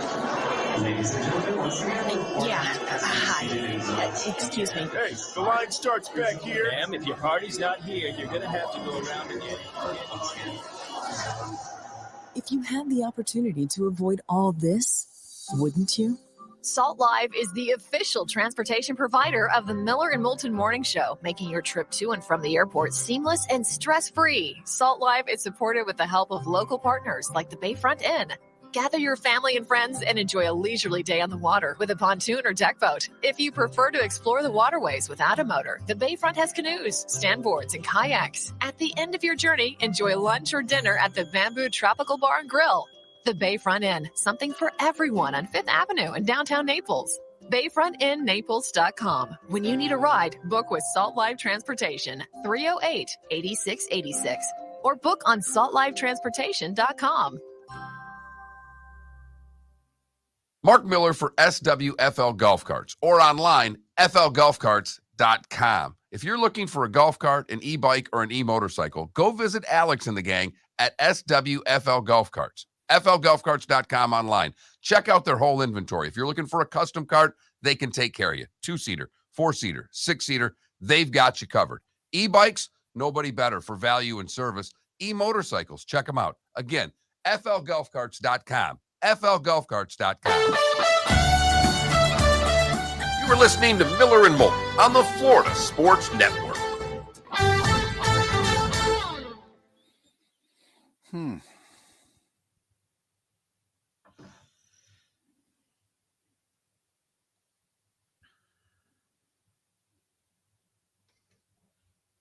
Yesterday, I did something that I've never done in my life. That was a lot of fun. I spent a shitload of money that wasn't mine. Mm-hmm.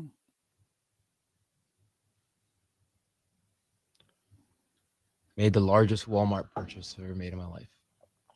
Was there a comma after the first number? No. It wasn't really a shitload then. It was some money.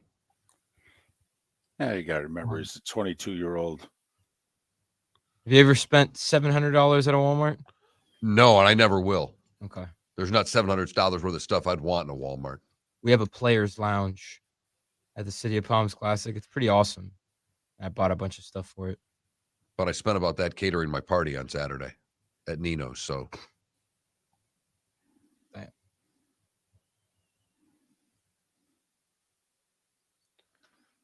think the tournament's going to be awesome this year. What tournament? The City of Palms. I'm excited. It's going to drain me, kill me, but I'm excited.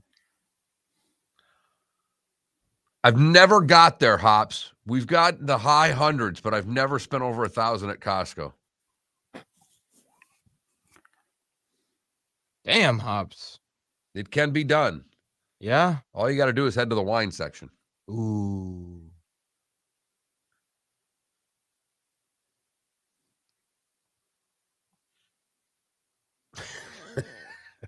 There you go.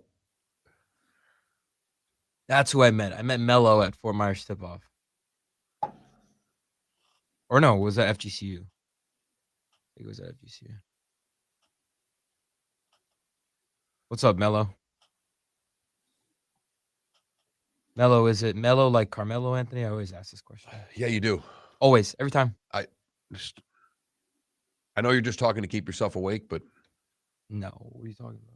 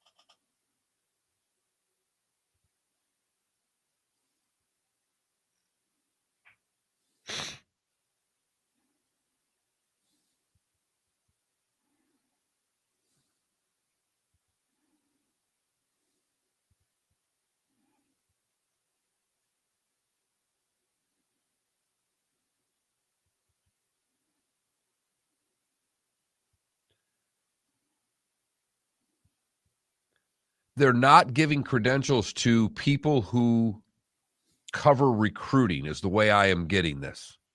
Recruiting services and things of that, like, because Bud does recruiting for 24/7.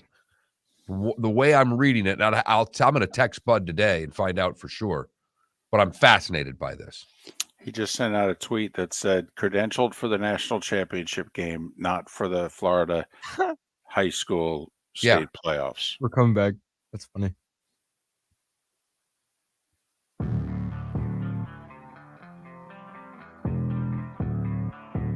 Thanks for listening. And now, more of Miller and Moulton on the Florida Sports Network.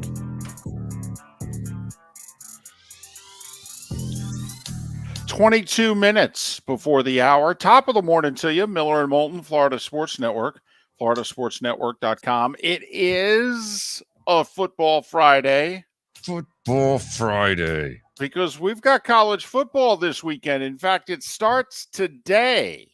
You don't even have to wait till noon for the bowl season to kick off. 2 bowl games today. And then a slate of games tomorrow to go along with the 3 NFL games tomorrow.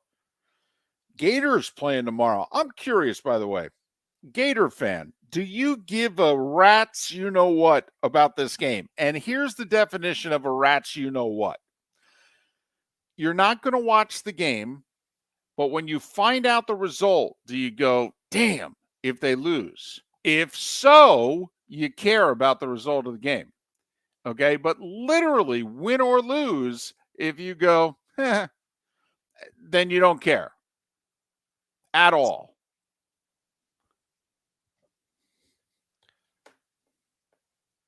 I know the players don't care. Right. Right. But Mark, we've sometimes had teams and schools where the fans care, right, and the coaches and players not so much. So I think the Gators just, mail one in. But it's bowl season, and that's the bowl season is so unpredictable. I'd hate to make my living having to pick the bowl games. It's where, actually, if you're a gambler, it's where the live betting is important. I want to see a drive or two before I make a wager on a game. So there you have it. Gator fan, do you care at all? Are you even going to watch? Do you care about the result? Like Super Joe in our Twitch chat room, I just want to see the new quarterback. He may be new for Saturday. I mean, my guess is that this isn't who they want to play next year. And I don't think that's really a guess. I think that's a fact. I mean, I think Billy things Napier, are not going well if this guy is starting the first game in September, if you know what I mean. Right. At Utah, by the way. Right. At Utah. So, yes, Billy Napier's got to be thinking, man, there's got to be someone in the transfer portal who can start that opener who's better than what I got. So, there you have it. Mark, I was on a roll, a serious roll. And then last week hurt, man. I was right there. I could damn near touch the Mendoza line, if you will, of gambling. And then went 1-4 last week. All right. So now I got to do some damage in the bowls. That's where we're at. Well, I figured out where my problems have been. You're like 134 games below 500. You think it's one problem? It is. Okay. It is. When I have gone away from 5 games and picked an even number of games, I've either had a winning record or a 500 record. The problem is I'm not picking enough games, David. See, finally, you're coming around to my way of thinking. So I went with 6 this week. Okay, good. I picked all NFL, all the Florida teams, and I have them all losing. I took Buffalo minus the 7. I took Dallas minus the 4. And I took Cincinnati minus the 3.5. Well, so did I. Oh, boy. So that's interesting. My 3 other games, you have been telling us since August how bad the New York Giants are. They're not good. And you've been right. even though the Giants tried to prove you wrong in September and early October. Somehow started 7-2. I mean, a roster which reminded me of the mid-70s. It's so bad. Washington is laying 4.5 coming off of the bye. Give me the Commanders over the Giants. Bill's going to beat Josh. That's all there is to it. You're talking about Belichick and McDaniels. I am. Okay. It's a virtual pick'em. It's a half-point game. New England's still trying to fight for a playoff spot. Vegas' season is over. I'm going to take the Patriots. And if you listen to Pat Kerwin, Jared Goff has thrown 20 touchdowns at home and 2 on the road. That's not a good ratio. I know the quarterback's banged up for the Jets, but this is the Lions after all on the road. And if I lose this, I'm fine with it. I truly am rooting for the Lions. But they're not winning all these road games and getting in the playoffs. It's not going to happen. They lose to the Jets. Well, like I said, 3 of your 6 were on the same page. We are very anti-Florida. Right here on the Florida Sports Network. Exactly. Picking against the Dolphins, the Jags, and the Bucs this weekend. Oh, my. Mark, I'll take it a step further. Tomorrow, the Gators are 10-point dogs against Oregon State. The Beavers just got their coach a new contract. They're all excited. They have a chance to win 10 games. You know how often Oregon State wins 10 football games in a season? Not very often. They're very excited about this game. The Gators may barely have enough guys to play in this game. So I know 10's a lot. But if one team is just outmanned and disinterested, and the other team is fully manned and fired up, I'm laying the 10 with Oregon State. And Mark, the best running back in the country, some people feel, was at UAB. And the fact that he didn't make the finalists for the Doak Walker, it upset a lot of people. People were upset with the finalists this year for awards. Did you notice that? Yes. In college football? Yes, very much so. It's almost as if they're like, hey, hold on a second. Are you guys really paying attention to the sport? Okay, are you seriously paying attention? So UAB, listen, this is a big number. And this is the first bowl game of the year, Mark. This is why I'm playing it. I mean, let's be honest. I just went in on the action. 11:30 this morning on the 4-letter network.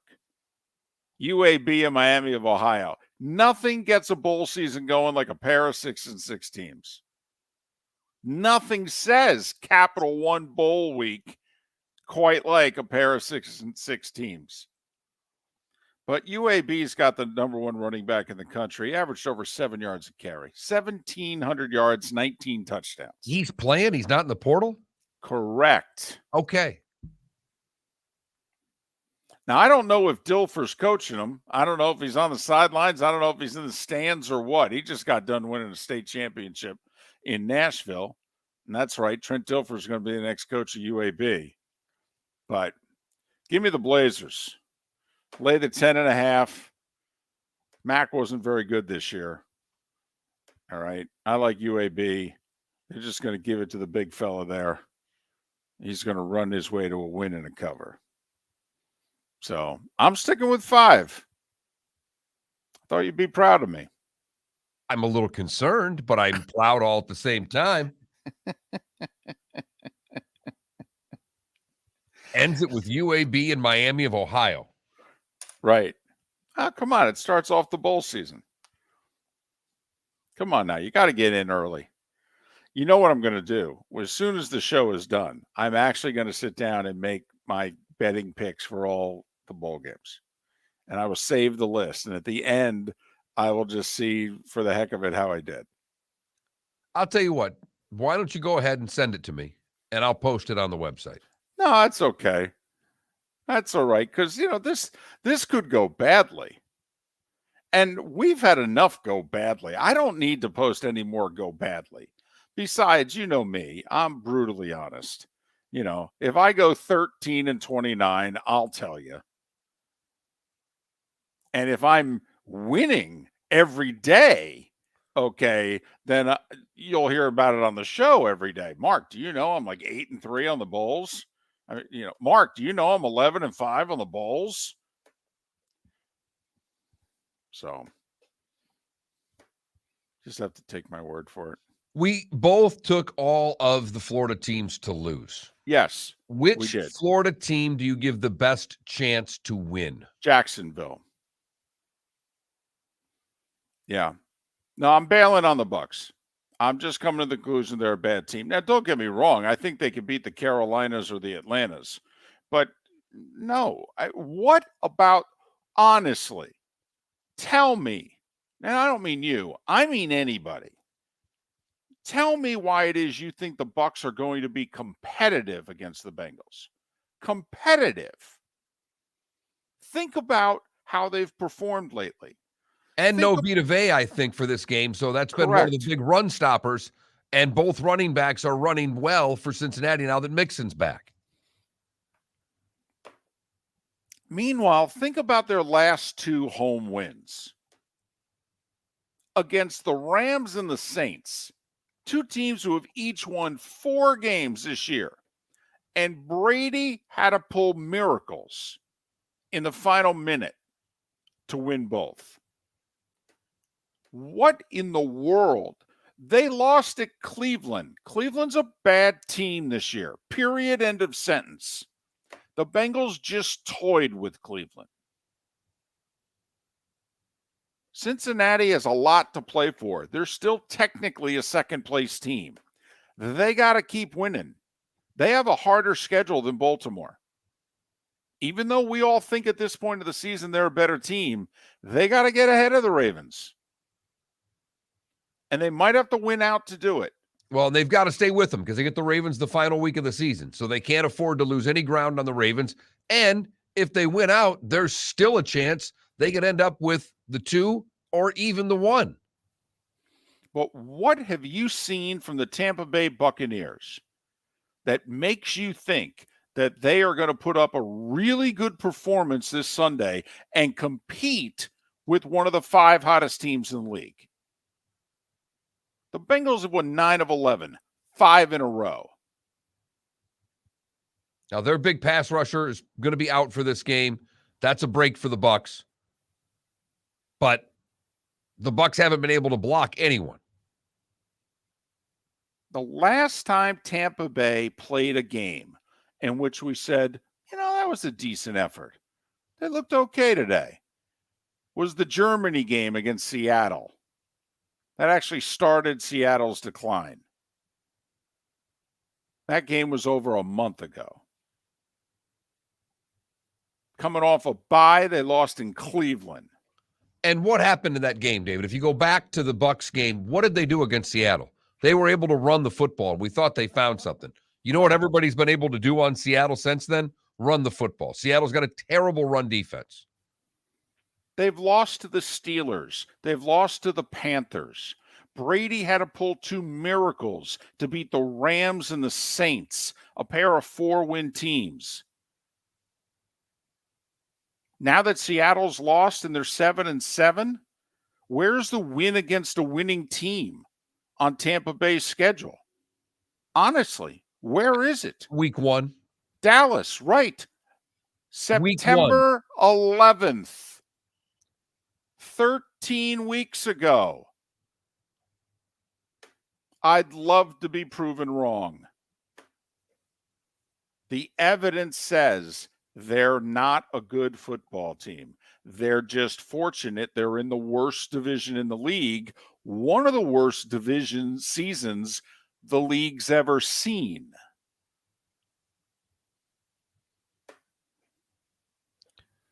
Miller and Moulton.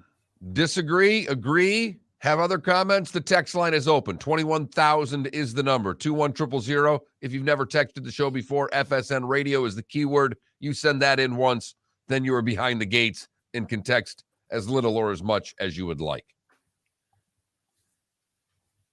Can the Dolphins be competitive in Buffalo?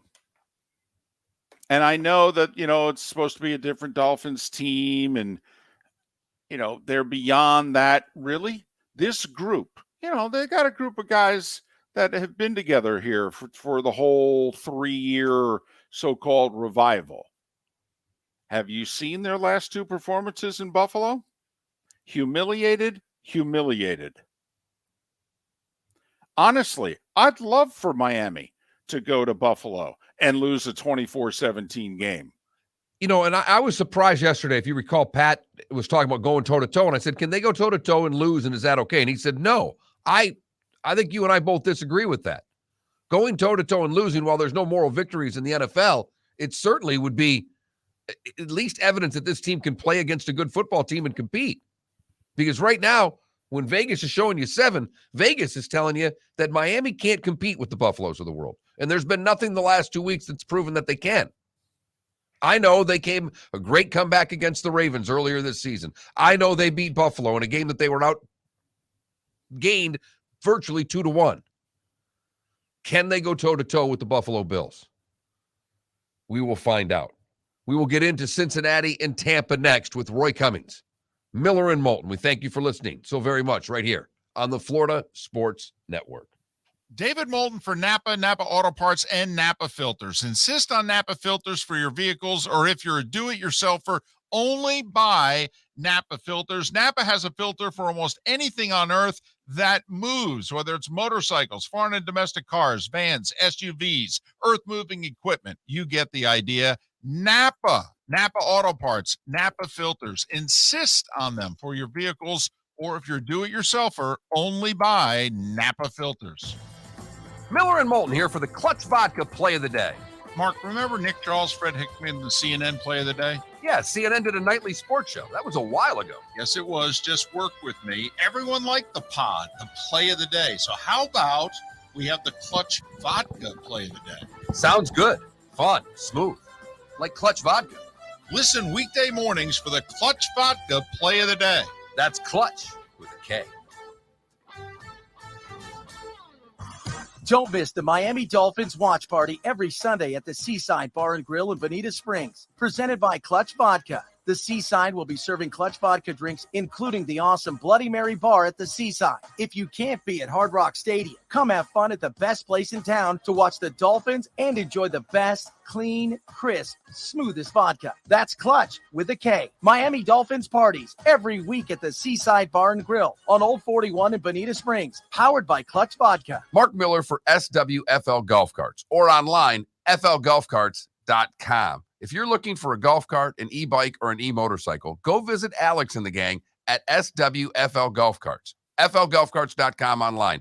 Check out their whole inventory. If you're looking for a custom cart, they can take care of you. 2-seater, 4-seater, 6-seater, they've got you covered. E-bikes, nobody better for value and service. E-motorcycles, check them out. Again, flgolfcarts.com. flgolfcarts.com. Ladies and gentlemen, once again. Hi. Excuse me. Hey, the line starts back here. Ma'am, if your party's not here, you're going to have to go around again. If you had the opportunity to avoid all this, wouldn't you? Salt Live is the official transportation provider of the Miller and Moulton Morning Show, making your trip to and from the airport seamless and stress-free. Salt Live is supported with the help of local partners like the Bayfront Inn. Gather your family and friends and enjoy a leisurely day on the water with a pontoon or deck boat. If you prefer to explore the waterways without a motor, the Bayfront has canoes, standboards, and kayaks. At the end of your journey, enjoy lunch or dinner at the Bamboo Tropical Bar and Grill. The Bayfront Inn, something for everyone on 5th Avenue in downtown Naples. BayfrontInNaples.com. When you need a ride, book with Salt Live Transportation, 308-8686, or book on saltlivetransportation.com.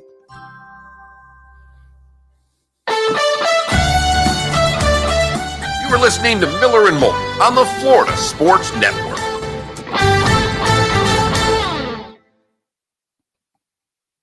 RCB, I think you need to lay down, take a nap. Can you tell me who the Bucs' last 4 first-round draft picks are? I'll tell you what. I'll end the suspense. Joe Tryon, Tristan Wirfs, Devin White, and Vita Vea. Now, I think Tryon's been disappointing.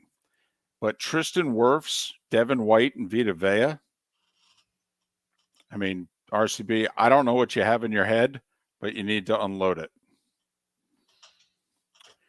And as for should be on the hot seat, they did win the Super Bowl in 2020. They went 12-5 last year. Todd Bowles, maybe he should be on the hot seat. Jason Light, What was the game that Lee said his daughter was going to sing the anthem for? Orange Bowl. Orange Bowl, right?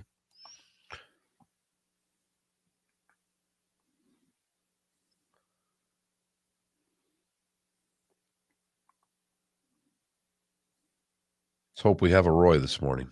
No, we will. He texted me. Okay.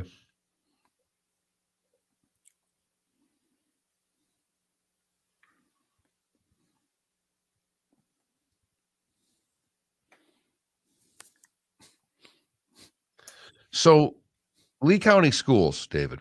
Mm-hmm. Wednesday is an early dismissal day. Okay. So they are off Wednesday, Thursday, Friday of next week. The entire following week. Right.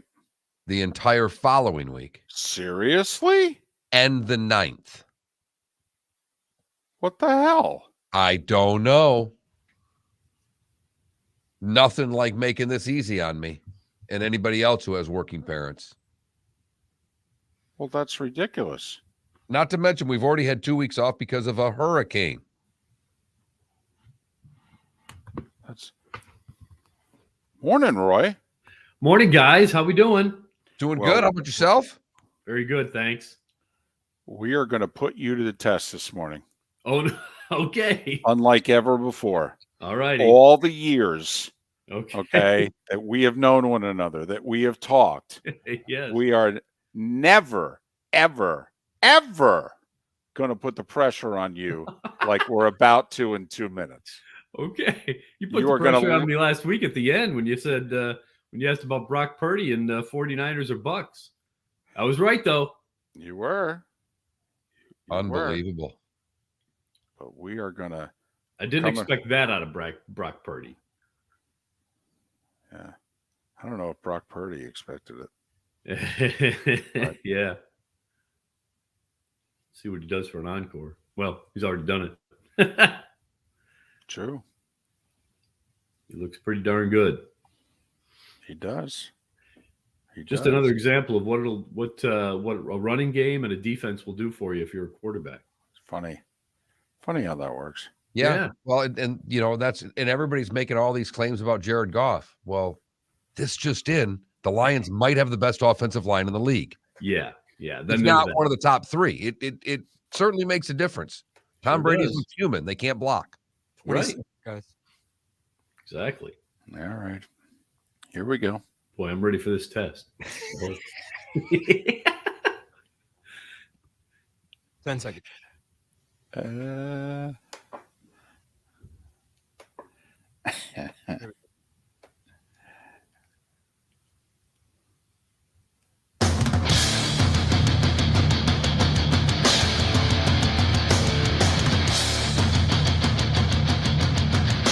You are listening to Miller and Moulton, exclusively on the Florida Sports Network. And now, here's Mark Miller and David Moulton. And just like that, it is the 8 o'clock hour on a Friday. Miller and Moulton, the Florida Sports Network, floridasportsnetwork.com. Normally, Roy Cummings joins us on Thursday. He accommodated our request. We moved Pat Kerwin up to yesterday. Roy joining us now today. Bay News 9, pewterpirates.com. Follow him on Twitter, rCummings, FHCN. Top of the morning to you, Roy. How are you? I am great, and I have always yielded to Pat Kerwin, good friend of mine from back in the day. So, known him forever. Okay. We have known you for over 15 years, correct? That's correct. Right. And at times, we have poked fun at you because you are Mr. Glass Half Full. Yes, correct? Right. Okay, buddy. Spin the Tampa Bay Bucks now. Go. Well, give us glass half full now there, big fella. Okay. Well, they can still win their division. which is unbelievable. Yep. But it's possible.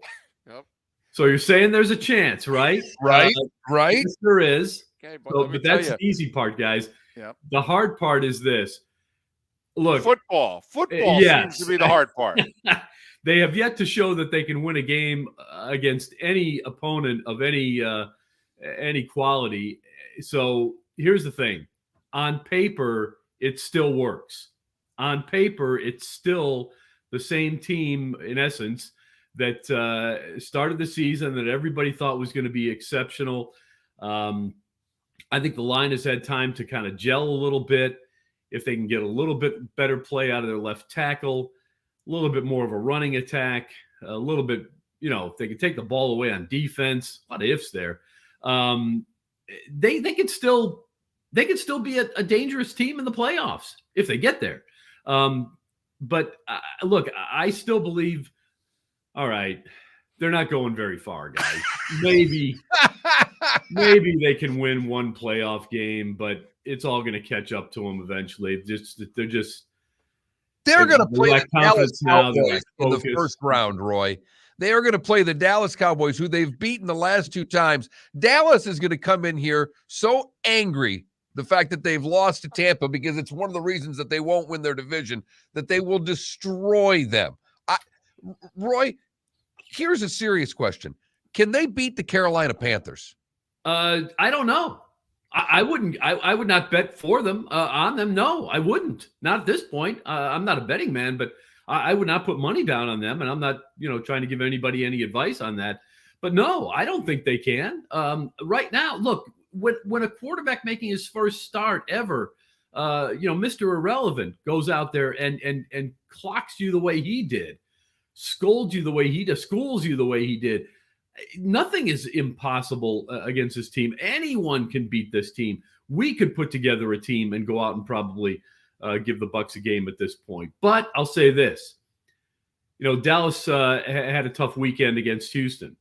If Houston had been a little bit smarter, if Lovie Smith for some unridiculous, why in the world didn't Lovie Smith take the points, up 3 points, play defense with 4 minutes to play, and see if he can get the ball back? I mean, if a smarter coach team had played Dallas last week in that situation, Dallas would have lost that game. So, Dallas is vulnerable too. I only think there's 2 teams I fear in the NFC. The Bucs just lost to one of them, and the other one is the Eagles, and they won't face them just yet. So, I still think there's a chance. And again, I say there's a chance because, again, it's Tom Brady. Don't ever give Tom Brady a chance. He had no chance last week, but he had a chance 2 weeks earlier, and look what he did. So there's always a chance with this team because you got Tom Brady. Roy, here's what concerns me.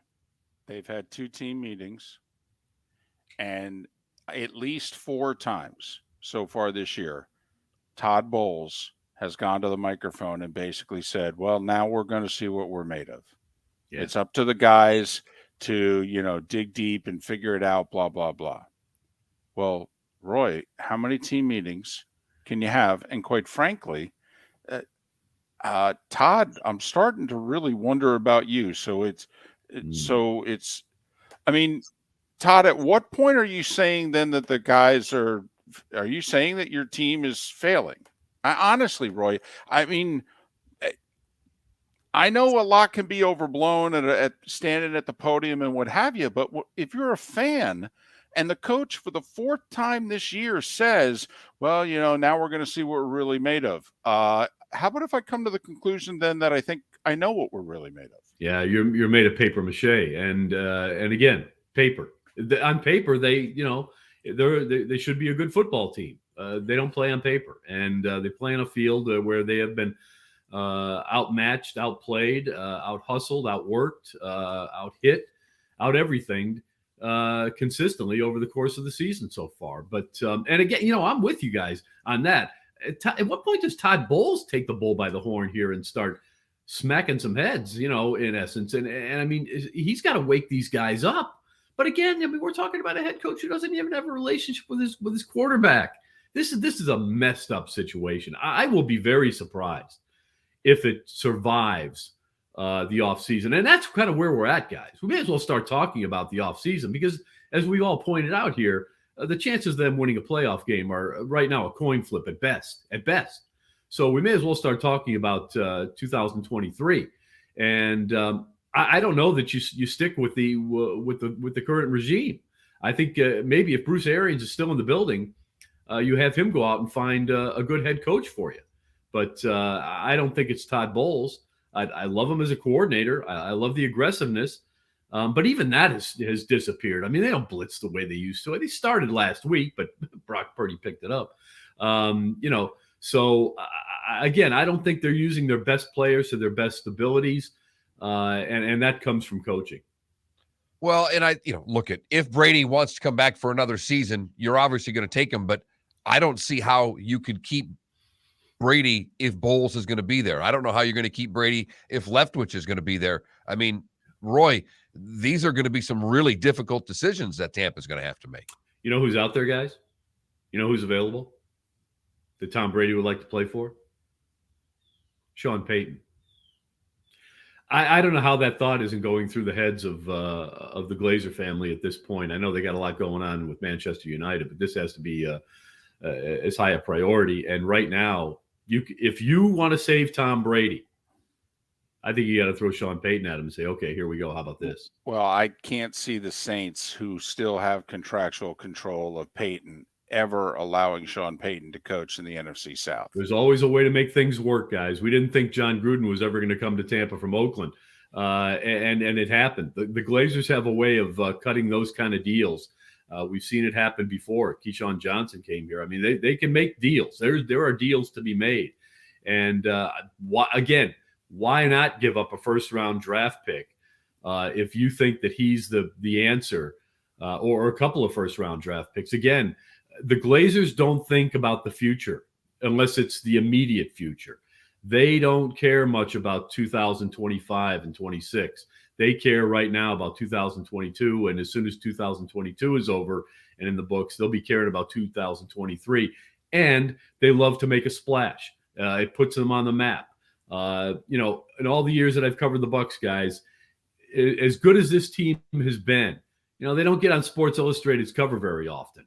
It takes Super Bowl caliber teams to get there, and special moments to get there. And it's not like anybody's talking about them unless they do something ridiculous and just completely off the charts. And they've done it. Every 10 years they do it, but maybe they decide this time around, let's do it once again. They went out and got Rob Gronkowski, made that happen. Don't be surprised if they take a shot at Sean Payton. They probably are already talking to him. They're probably already talking to him, guys. May have to outbid the Chargers when it comes down to it, because I think there's something going on there. So it would be fascinating to see if they could actually pull this off, because the other part of this, Roy, and you know this, you've covered, as soon as Tom goes away, that season ticket base falls apart and they become irrelevant, not irrelevant, but they become far less relevant in Tampa than they were mere months ago. And the Glazers have to be paying attention to that. Oh, absolutely they are. There's no question. Yeah, you're right. And as to your question about the Chargers, look, the Bucs have one thing the Chargers don't. They have Tom Brady. Now, he's not under contract, but still, they have Tom Brady. And, we'll see how it all works out. But a lot of things can happen here. But again, right now, this team just has to kind of right the ship. And look, okay, yes, glass half full again. I still think it's possible. The miracle of this season is the fact that they are still alive and breathing in a division that is as horrible as there's ever been in the NFL. That right there gives them hope. There is a chance. Yes, I'm saying you've got a chance. And again, if they can right the ship, look, it doesn't matter when you right the ship. If you right it in time, it could be 58 minutes into that first playoff game. If you right it then and you win, well, who knows what kind of momentum that can build for you. So anything is possible here. It's unlikely, but anything's possible. They need to commit to running the football, even if they fall behind early. All right. They can't protect number 12 unless they establish a running game and establish play action. Yeah. Period. End of sentence. Even if they're down 14-3, they need to run the football, and I don't believe the offensive coordinator and the quarterback, for that matter, is committed to it. You nailed that. And that's where Todd Bowles, I think, has to put on his big boy pants and has to put his foot down and say, I'm going to put a red line through this. Tom, if we're down by 2 scores, we're not going to just start throwing the ball all over the lot. Not going to happen. We are going to run the ball right up the gut, and we're going to use our best players. You've got 2 of your best players right now are Rachaad White and Leonard Fournette. And, Keyshawn Vaughn has shown that he can play a little bit too. This team can run the ball. I mean, you've seen the offensive line respond when they tried to run the ball. You see them, feed us. Let us keep doing this. Keep it going. That's where they develop confidence. Every offensive lineman will tell you, you build confidence running the ball and going out and hitting somebody and imposing your will on them. Don't force yourselves to play back on your heels. That's what they want to do. If they can do that, it'll make a big difference for this football team. He's Roy Cummings, Bay News 9, PewterPirates.com. Follow him on Twitter, rcummingsfhcn, rcummingsfhcn. You don't look too battered or bruised from us coming off the top rope, by the way. You handled it better than we thought you would. Have a good weekend. Same to you guys. Thanks. Roy Cummings, kind enough to join us once again here on Miller and Moulton. More about what Roy had to say on the other side. Don't miss the Miami Dolphins watch party every Sunday at the Seaside Bar and Grill in Bonita Springs, presented by Clutch Vodka. The Seaside will be serving Clutch Vodka drinks, including the awesome Bloody Mary bar at the Seaside. If you can't be at Hard Rock Stadium, come have fun at the best place in town to watch the Dolphins and enjoy the best, clean, crisp, smoothest vodka. That's Clutch with a K. Miami Dolphins parties every week at the Seaside Bar and Grill on Old 41 in Bonita Springs, powered by Clutch Vodka. Mark Miller for SWFL Golf Carts or online, flgolfcarts.com. If you're looking for a golf cart, an e-bike, or an e-motorcycle, go visit Alex and the gang at SWFL Golf Carts. flgolfcarts.com online. Check out their whole inventory. If you're looking for a custom cart, they can take care of you. 2-seater, 4-seater, 6-seater, they've got you covered. E-bikes, nobody better for value and service. E-motorcycles, check them out. Again, flgolfcarts.com. flgolfcarts.com. Ladies and gentlemen, once again. Hi. Excuse me. Hey, the line starts back here. Ma'am, if your party's not here, you're going to have to go around again. If you had the opportunity to avoid all this, wouldn't you? Salt Live is the official transportation provider of the Miller and Moulton Morning Show, making your trip to and from the airport seamless and stress-free. Salt Live is supported with the help of local partners like the Bayfront Inn.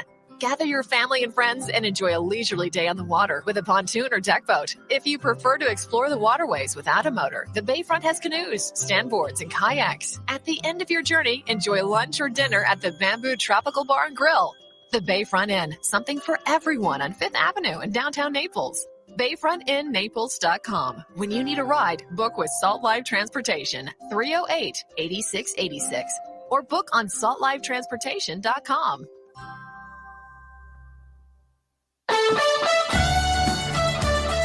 You were listening to Miller and Moulton on the Florida Sports Network.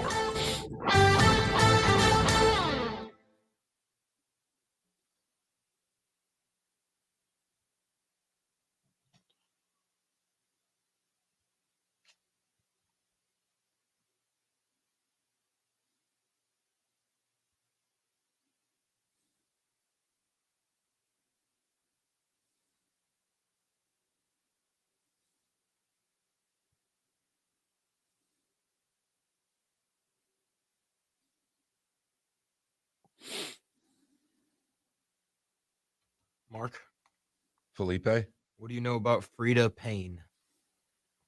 the painter? No. Music. Frida Payne? Never? No. Don't know anything.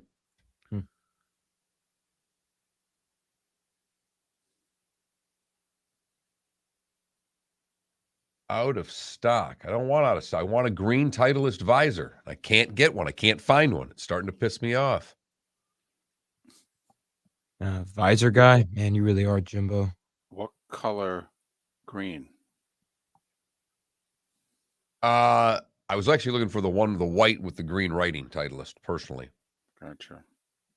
The only one they have is more of a Kelly green. But I have a lot of Titleist shirts that would match. See, I'm a visor guy on the course. I did get another call last night walking out of the Christmas party from one of the workers' husbands. He said, you ever have people tell you look like Ron DeSantis? I said, yes, they do. Huh. You have to have you've gotten Urlacher before, right? Never. Never? Bro, you look I like get Jimbo Fisher and I get Ron DeSantis. you look like Brian Urlacher with hair. I got to admit, I see Jimbo a little bit. I don't see the other two. I don't see the DeSantis. I see the Jim. I've seen the Jimbo. I think that I've seen pictures where I go, yeah, I can see that. And I see the DeSantis a little bit, but not much. But look, I don't see that at all. And I mean, I get it a lot. It's like strange. 3 times a month, someone gives me that one. Hey, they love him. And if they love if he gets the job, this could be a side gig for me. Be like Kevin Kline. Doppelganger. Gonna say. Such a good movie. People have no idea how good Dave is.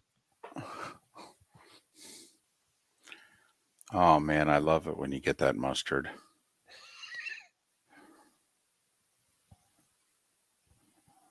Mark, that looks just like you. It's Brian Urlacher. If you say so. I don't see it.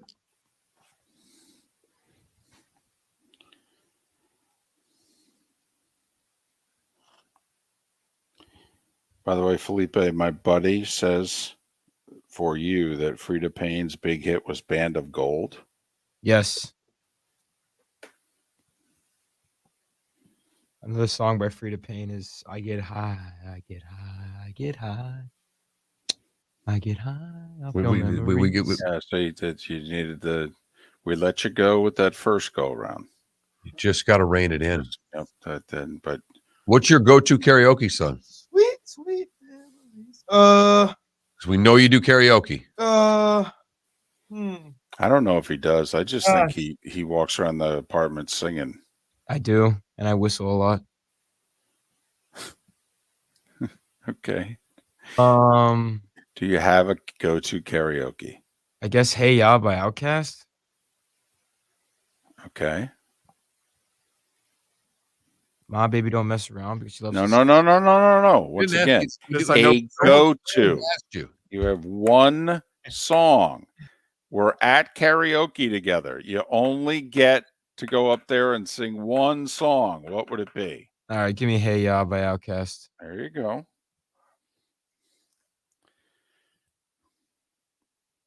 And I do Vogue. Everybody knows the words. Good vibes. Right. People like the beat.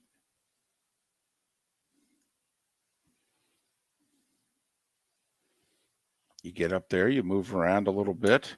You know, you do the arm thing. You do the clap. Yep. Oh, we're coming back. There you go.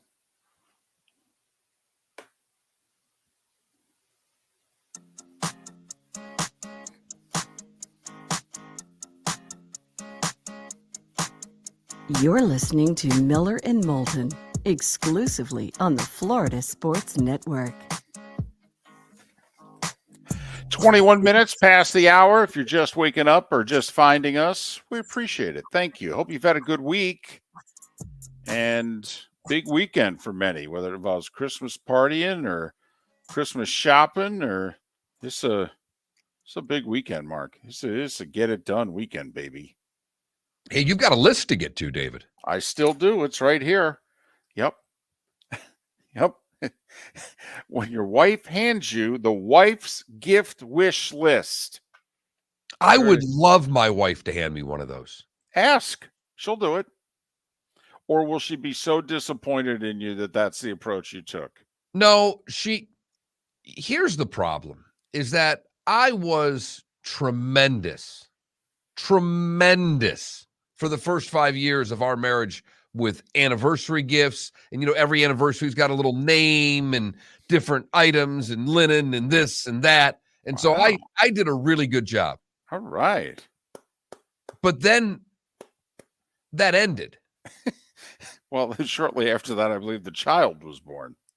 No. Child was there for the first, I think we only had one anniversary without the child. So then there was, now she's getting to the, well, you can just get me gift certificates. And there is nothing more impersonal Right. than a gift certificate, particularly to your wife. Correct. Correct. I bought a few $100s worth of gift cards yesterday while I was grocery shopping. I said, we'll take care of some Christmas shopping here. We'll go to aisle 2. Look And at that's all what the I gift thought cards about. they have. I thought about getting the gift cards and buying 6, 8 of them and just wrapping them in different boxes. A big box with a gift card in it. There you go. An Yep. envelope with a gift card, just to keep her guessing the whole time. Right. But I'm at a loss because she gave me I just want gift cards. I mean, you really could, and this is to everybody out there. I mean, if you really want to mail it in, you're at a complete loss. You get an Amazon gift card, and you basically say to them, here, buy whatever the hell you want. Okay. I mean, that's, I mean, you could go that route, and some people will find it amazing. Wow. So you mean the boxes coming to the house will actually be for me? That's fantastic. I loved the texter yesterday that said his wife buys whatever she wants for herself and he's allowed to wrap it. That's great. Right. Yeah. Black leather jacket showed up at the condo a couple days ago. My wife said, look what you got me. I said, well, I have great taste. Would have been nicer if you could have wrapped it. Right. Well, I did. I wrapped it in a UPS bag. Right. Felipe, you've got an even tougher Christmas than the rest of us because you have a lady in your life. Right. It's the first Christmas. So this sets the bar for the rest of your relationship. I bought presents on Black Friday for the first time in my life. For her? Mm-hmm. Wait a minute. You bought Christmas gifts for your very recent girlfriend a month before Christmas? Well, we started dating in October. I know. Right. I mean, this could be over with next week. No. If you've stuck it out to the 16th, she's at least going to stay with him through the 25th. The gift? Totally. I mean, the big question is, does she make it to New Year's? I mean, she's definitely making it through Christmas. I think I'll make it. I think I'll make it through 2023 with the gifts I got. But here's the question. It sounds like you went all out. I can tell by his face right now, David, he is really proud of himself for the gifts that he bought. Well, he went, quote, all out by his standards. Okay. And listen, we've only known Felipe for 14 months, but we're both speculating that Felipe has not exactly gone hog wild with gifts for the ladies before. Not all out in the way you think, because this is the type of girl that you can get. I'm quoting her on this. You can get me socks and a gift card for Christmas. No, you can't. See, you fell into the trap. Yeah. Felipe, this is where you really need to listen. Right. To Uncle Mark and Uncle David. Oh, you really boy. do. Because that is the ultimate. There's two things that she said there. One, you better buy me something nice because I'm paying attention. Two, I'm buying you socks and a Publix gift card. I don't think that's what she's saying. I think you're wrong. She actually wouldn't mind socks and a Publix gift card. I obviously did not get her that. I got her something more, but not the kind of Tiffany bracelet type stuff, girl. But the problem is that then you see you've started a scorecard here. Whatever you get, right? She's going to have the scorecard. She's going to know approximately what you spent on whatever the gifts are. Women can do that. We don't do math. David and I are good at math in our head. Women can add up gifts very quickly at a price 50, 80, 100, 200. And if you outspend her by a significant amount, that can set a problem because then it'll make her feel badly. The gifts have to be reasonably even in that first Christmas. So it's a lot of pressure, and you can't ask. None of these questions you can ask of her. Felipe, the first Christmas, especially when you've been together, it sounds like you two will have been dating about like 10 or so weeks. by the first Christmas. All right. The first Christmas sets the bar as to what the gifts are going to be like moving forward, because obviously this will be the worst gifts you ever give her. All right. Number one. And number two, it also shows your level of affection. And she may look at the gifts and go, that's about right. Okay. She may also look at the gifts and go, I thought I was a little more than that. All right. And especially if she gives you said gifts that show, looks like she cares more about me than I care about her. That's the whole scorecard. And there is nothing you can do ahead of time to try to gain that, because you don't want to you can't shut her out. You can't go over the top with a great gift and then have the affection level that you're at a 10 and she's at, let's say, a 6.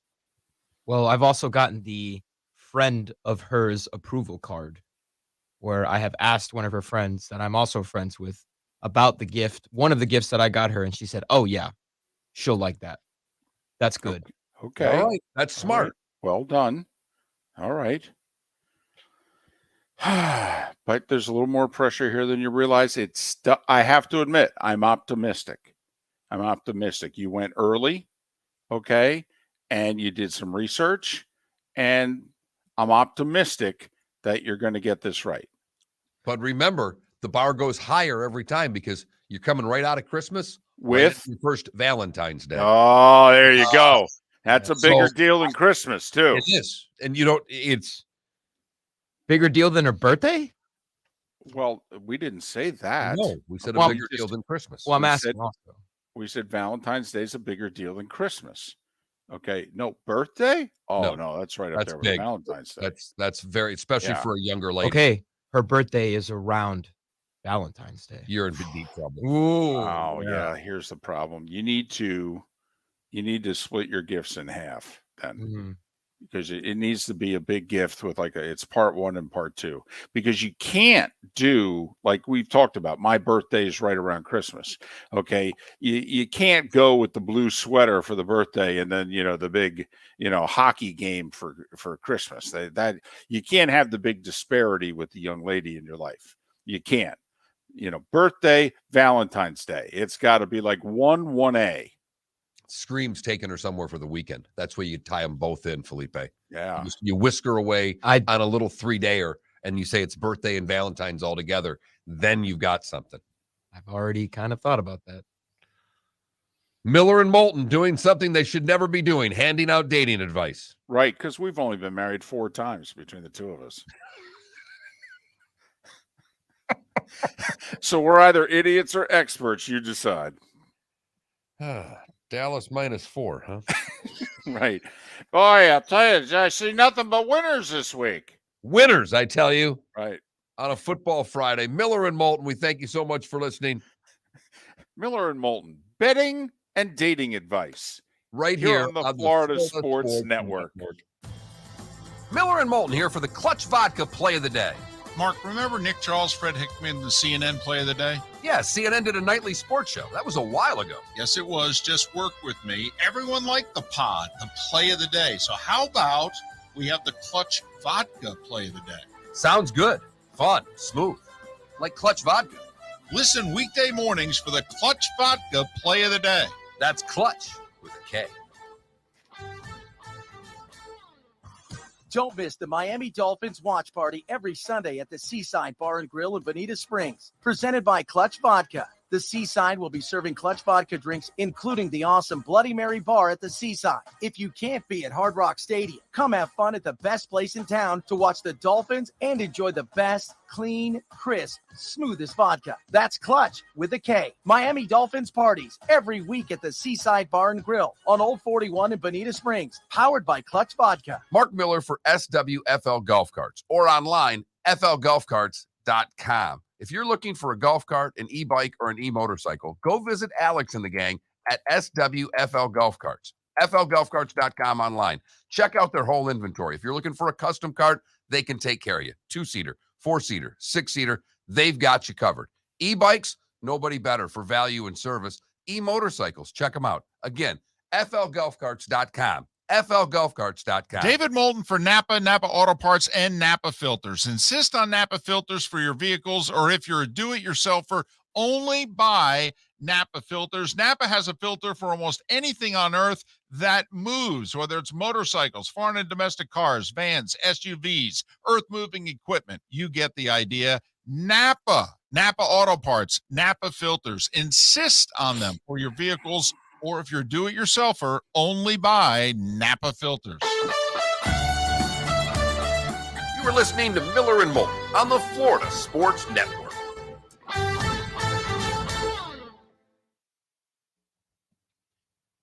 Twitch chat, I can't give you too many details because there is Right. No. She could be watching. No. exactly. Nope. And even if you go on the replay, you can see what the Twitch chat typed at the moment of it was right. Yeah. No, you need to X-nay. Mhm. And I will say, I know you guys are like, ooh, you bought the gifts a little early. We've been friends since April. So I've known her for a little bit. Felipe, We're we just don't even having fun. care. Yeah, We were doing it was a radio segment. Felipe, it was merely a radio segment. Yeah, I've already it's all forgotten. good. I was Felipe, continuing the Twitch chat's Felipe, they don't curiosity. care. We don't care. You don't care? It's a segment. The Stephen A clip. I'm here to tell you right now, we don't care. We don't care. I don't ever watch the Undisputed, but apparently they got into it pretty good, and then Chuck and Shaq imitated it. They did. That was funny. It was funny. Oh, on Inside the NBA? Yeah. That's funny. Because Bayless basically he accused him of being jealous, and it was pretty childish of Bayless, but that's what Bayless is. Exactly. But Chuck and Shaq started doing it, and Chuck put his glasses on, takes his glasses. It was it was fantastic. It's really insane how Inside the NBA is like the only halftime show, post-game show that I will sit down and watch. You're not the only one. More people watch that than the games. Mm-hmm. No disrespect to other halftime shows, but like, come on. There's levels to this.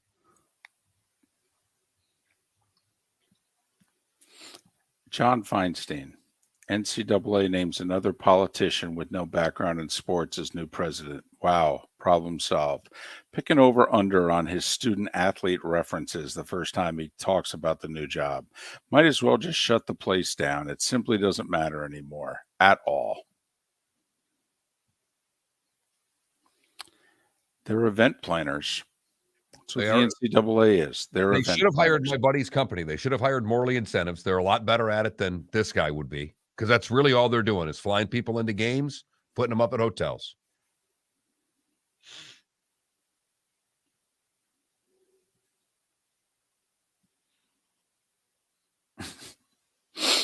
With the whole Twitter thing that's going on today. Okay, here's a guy who covers Alabama football. This is what he tweeted out. Just want to say the owner of this platform is best in the whole world and smart and makes great cars and is smart and is good at business and is smart, and I like him a lot.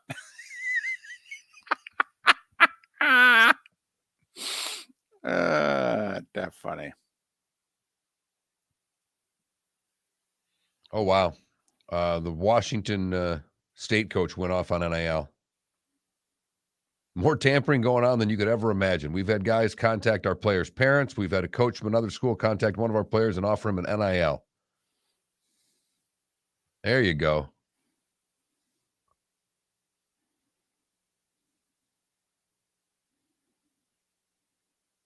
Oh, she's listening. I'm sorry. I'm guessing she agrees with us. I know she does, or she wouldn't have typed a thing to him. Oh, she just hopped on, like when we went to break.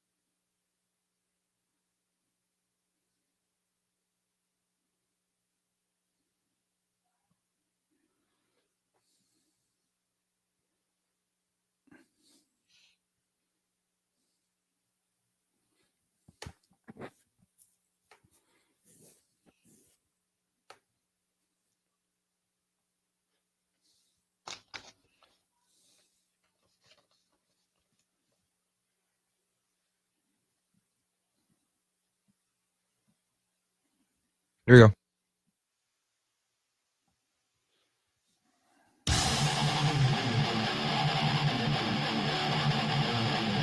You're listening to Miller and Moulton, exclusively on the Florida Sports Network. 22 minutes before the hour. Final segment of the week for those in Lake City and surrounding areas, Tampa, St. Pete, Port Charlotte to Venice. The bonus hour begins at the top of the hour in the 239. Miller and Moulton, the Florida Sports Network, floridasportsnetwork.com. If you're just kind of, maybe you had a Christmas party last night. You didn't pay close attention to what was going on. Maybe they were like, broke out the karaoke machine even. So you're all discombobulated this morning. Niners beat the Seahawks 21-13 to clinch the NFC West, and they remain on the heels of the Vikings for the 2 seed in the NFC. Seattle drops to 7-7, and that makes life a little better for Detroit and Washington and the Giants, and even for the Green Bay Packers if you're still holding out wild card hope. And heck, Mark, with the way the Bucs are going, maybe we should talk about them and throw them in the wild card standings also. Right. Anyway, Yankees signed Carlos Rodon, 6 years, $162 million. That's $27 a year. He's 30. He's left-handed. It's fully guaranteed, no trade clause. That sort of deal. Lightning won, Panthers lost. Heat won last night in Houston. Tyler Hero with 41, including 10 threes. That's 76 points and 19 threes in his last 2 games. And he's not even old enough to run a car, not even close.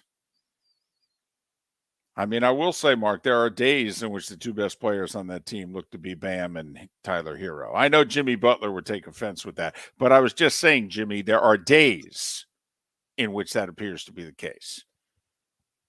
We know that won't be the case in the spring, but there are days between now and then in which that looks to be the case.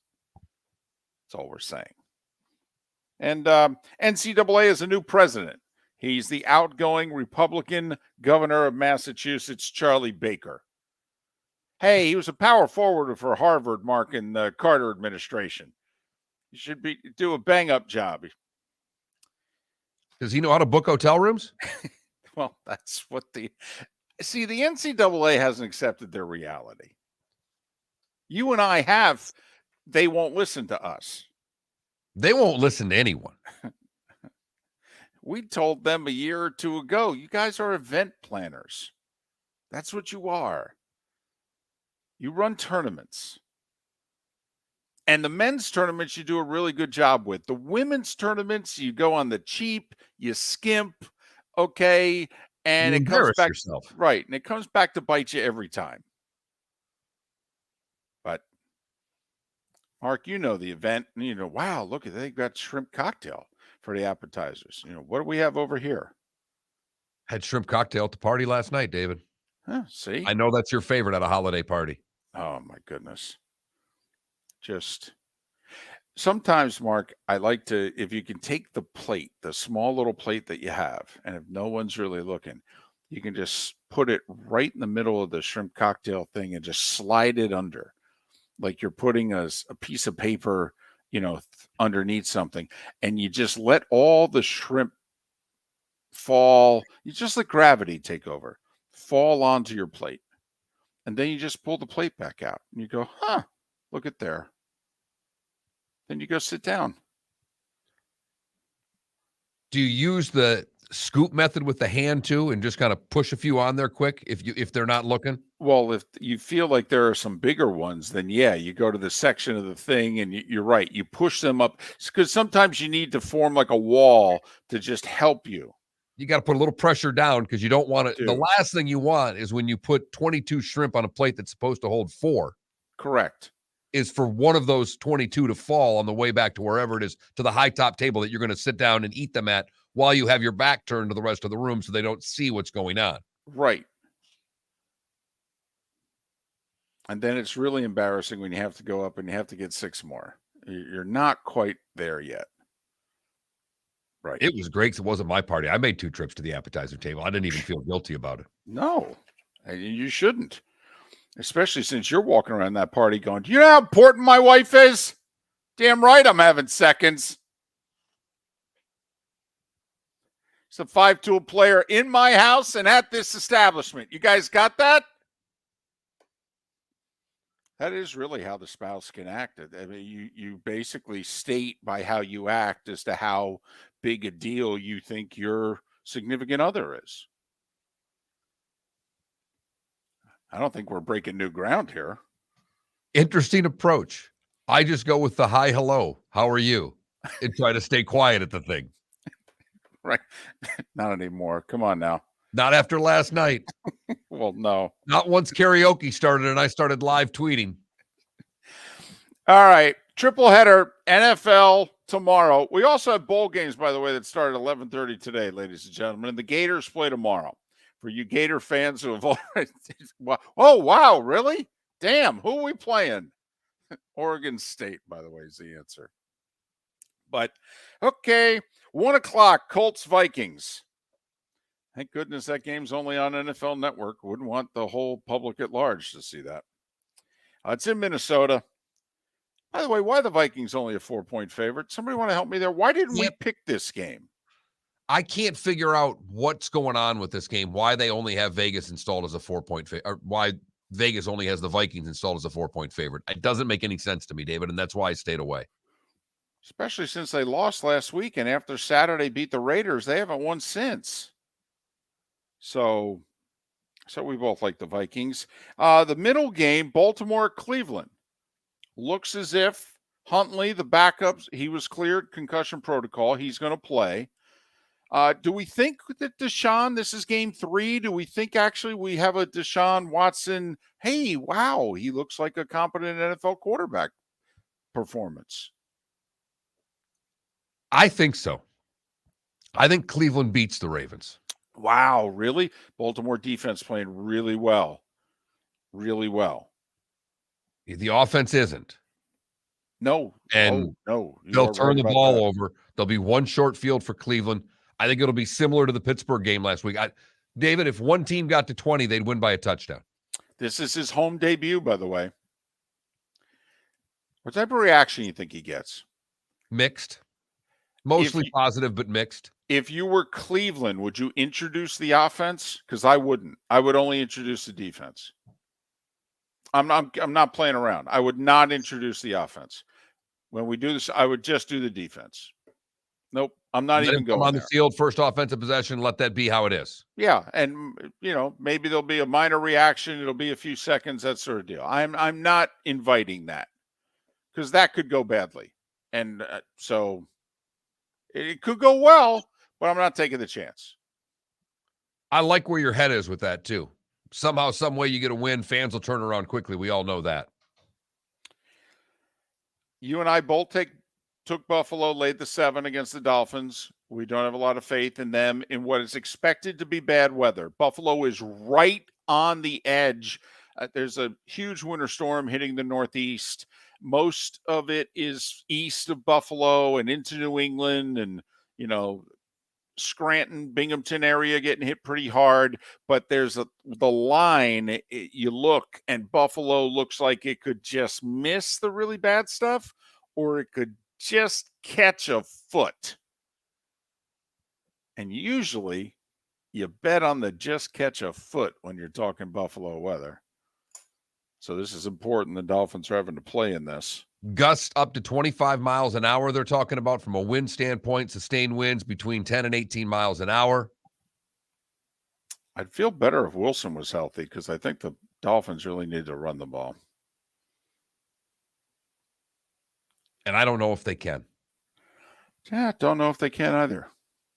Also, we'll see what adjustments, first moment for the rookie head coach here. Let's see how he responds. Let's see how Tua responds.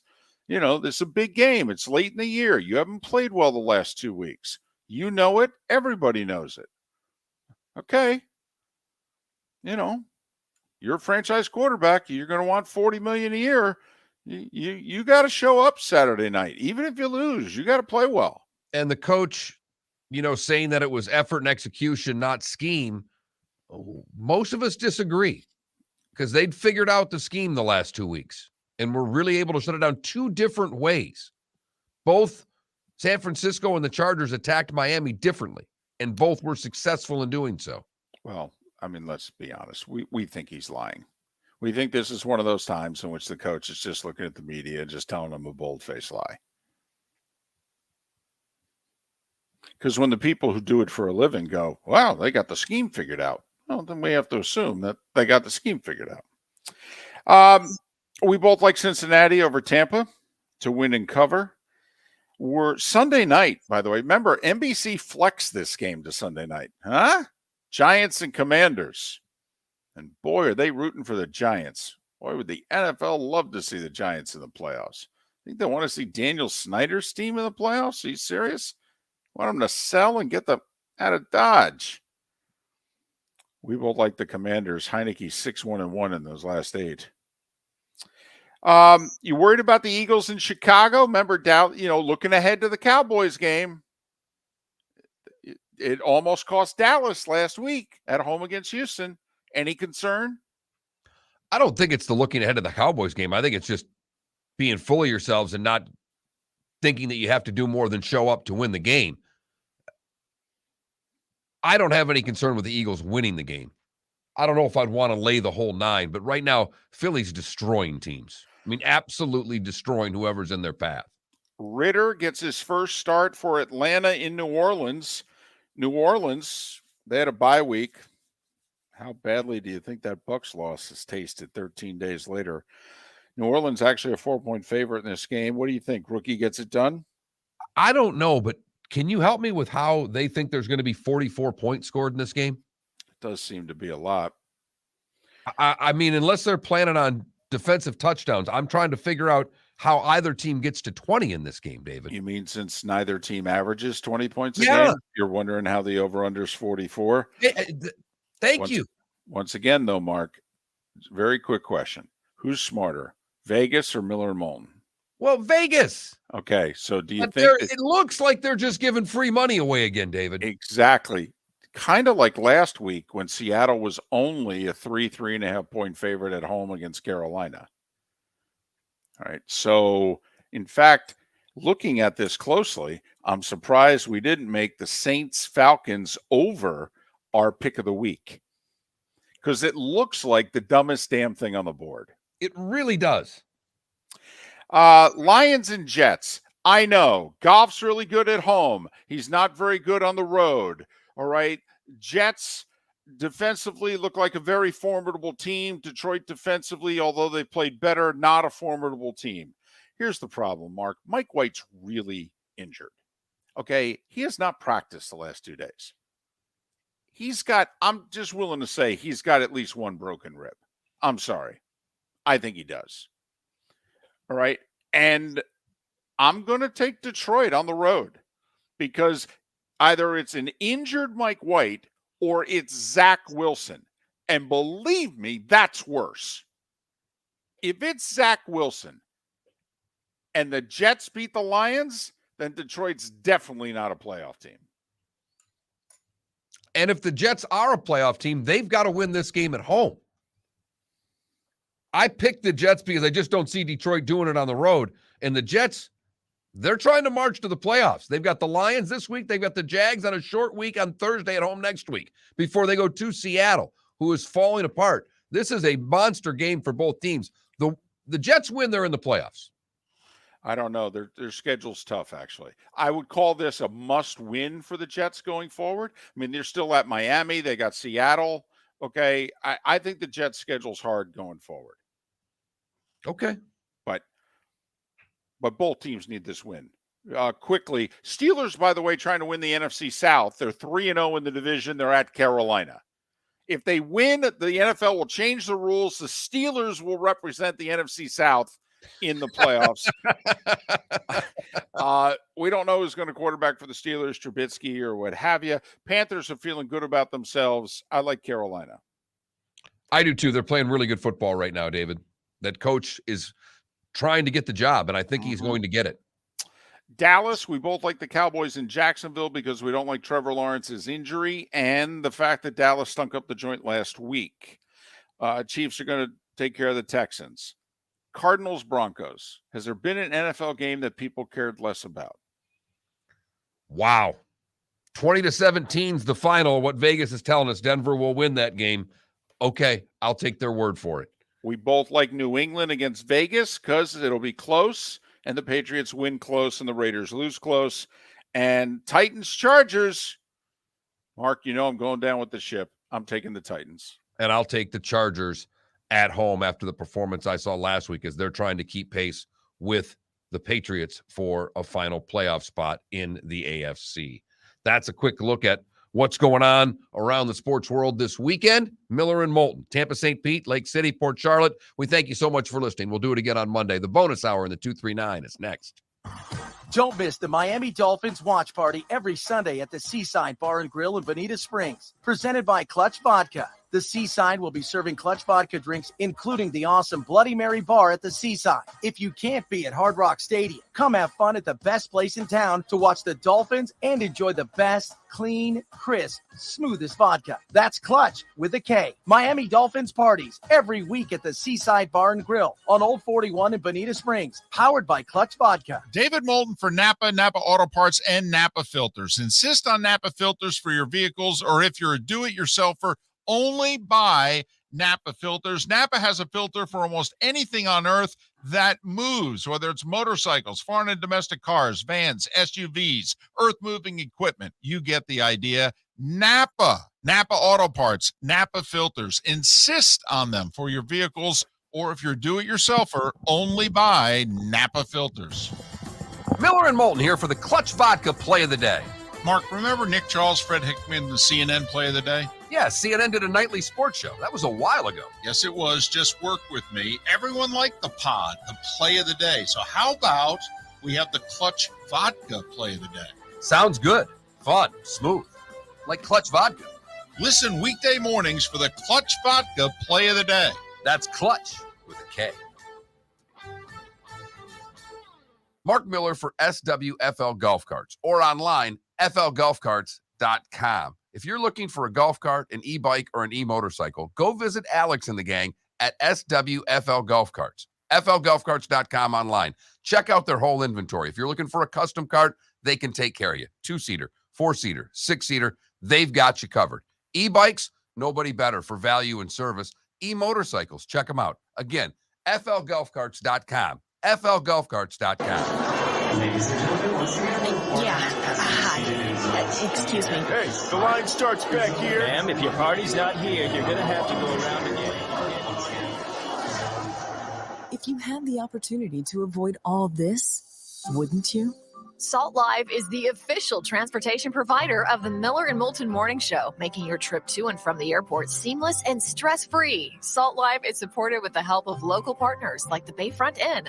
Gather your family and friends and enjoy a leisurely day on the water with a pontoon or deck boat. If you prefer to explore the waterways without a motor, the Bayfront has canoes, standboards, and kayaks. At the end of your journey, enjoy lunch or dinner at the Bamboo Tropical Bar and Grill.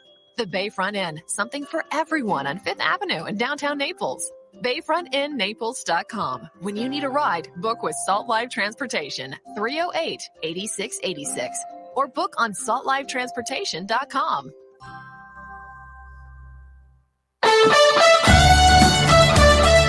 You were listening to Miller and Moulton on the Florida Sports Network.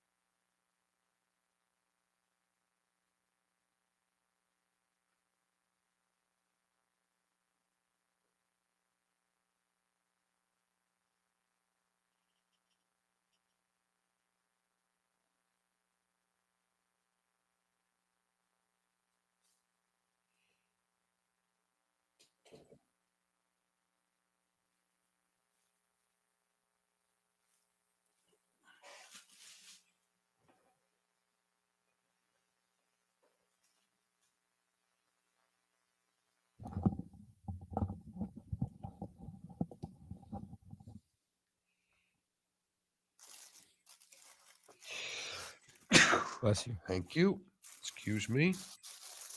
Man, that story about Twitch, the guy on Ellen's show, so sad, man. Yeah, my wife's actually, she deals in mental health and all that. She's talked about it a lot. Yeah. What, did he go broke? Is that what I read? He killed himself. I know that, but it's because he went broke. Is that? Yeah, that's the story that's the story that I saw, that he basically had no money. I don't know. Yeah, that's what I'm wondering, because by the way, they celebrated their anniversary like 3 days earlier. Yeah. Okay, and he's got 3 kids, and it's right around Christmas. I have to admit, I try really hard. I don't do well with suicides. I don't. It's incredibly selfish. And I know there's the mental health part of it and the whole deal, but my wife and I can't really talk about that because I'm not as understanding as she needs me to be. Just feel bad for the family. Mm-hmm. Because the other thing is you don't get any money. Yeah.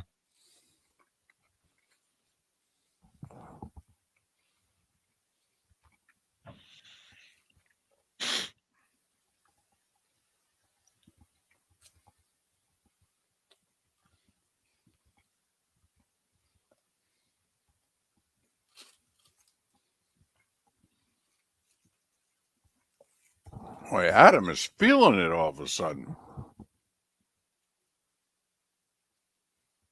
And Johnny, I am very sorry about that. And I admit it. It's a flaw on my part. I'm not as understanding as I should be. Me either. And my wife is, as a therapist, has really talked to me at length about it before, and I've had it run through my family, and I'm still that way. An uncle and a cousin.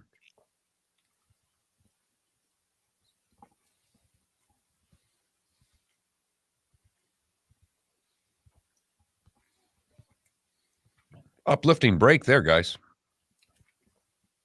Good talk. Yeah. Sorry. During the next break, we will break down $1 Million Baby and Schindler's List. Shawshank Redemption. Here we go. We're coming back.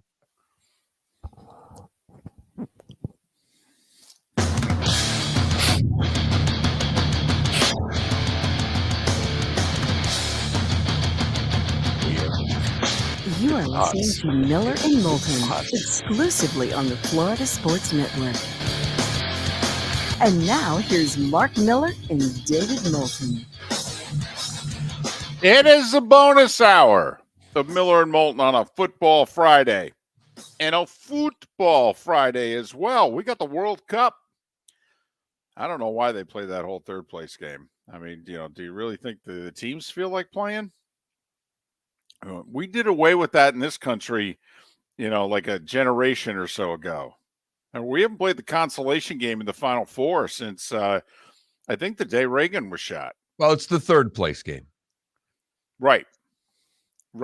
Got to put that twist on it, David. Consolation sounds so defeating. When I was in Scranton, and I covered and I even broadcast for a handful of years University of Scranton basketball, and they had a legendary men's coach named Bob Beswar, and he won 3 national championships, 4 or 5 Final Fours, the whole deal. And he was a terrific player in his own right, scored well over 1,000 points. And so I noticed, like, they lost an overtime game in a regional and had to come back the next day and play a consolation game. They lost the defending national champions in overtime, and they had them late in regulation and missed free throws and lost in OT. And we're having lunch together, and I said, Bess, how do you get the guys to play today? And he goes, honestly, I yell at them so badly that they get so mad at me that they go out and they take it out on the team. And he goes, otherwise, I don't even want to be here. Okay, so I know they don't want to be here. But I will say from the standpoint, what do we have? Morocco and Croatia. Right. I would believe that's still a really big deal for them. Yes, it is. And I could be dead wrong, but Morocco's obviously never been there before. Croatia's not a regular in a Final Four of a World Cup. Although they made it the last World Cup. You're right. This is a golden generation of Croatian football. So I would think it would still be a big deal. But could you imagine that Michigan and Ohio State both lose? Just work with me here, David. I know Michigan's favorite. I am. You. Right. Well, in fact, Michigan, let's just let the favorites win, because maybe Ohio State would want to play that game. But the favorites both win. And Ohio State and TCU, right. Hey, guys, you're going to line it up for a third-place game. Right. You guys wouldn't mind playing the day before, would you? We've got a few tickets sold, and networks agreed to televise it. I know one of the reasons that a tournament got rid of the whole third place / consolation game, because one went like 4 overtimes one time. And there's everybody getting ready for the championship game, and you got the full arena and the whole deal. Oh, no. We got to settle this third place game. What? What the hell are they even doing here? But anyway, France, Argentina, though, Mark. And not only that, what time is it, Mark? 10 a.m. I'm so fired up.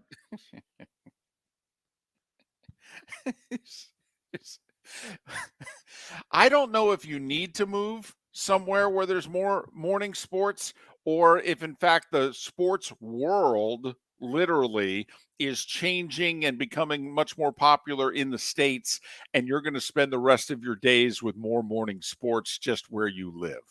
I could do the Mountain Time Zone. I know that. I know that an 11 a.m. kick on Sundays would work for me in a big way. Right. Sunday night football at 6. Oh, you're talking dirty now, David. I don't need porn. I just need an 11 o'clock kickoff to get this excited. So 10 a.m. Sunday. I mean, come on. You don't watch those NFL pregame shows, do you? Why? All right. So there you have it. Argentina, France, 2 great storylines. I think there's a high over-under for soccer in this game. They think there's going to be some scoring. Got the stars, Messi and Mbappe. I think the world's rooting for Argentina, right? For Messi? I would think so. I mean, absolutely. To hear the people who cover the sport say that if Messi wins, you would be comparing him to Pele. That stopped me in my tracks.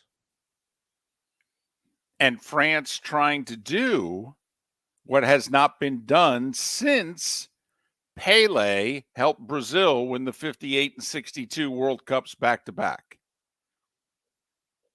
France trying to go back-to-back.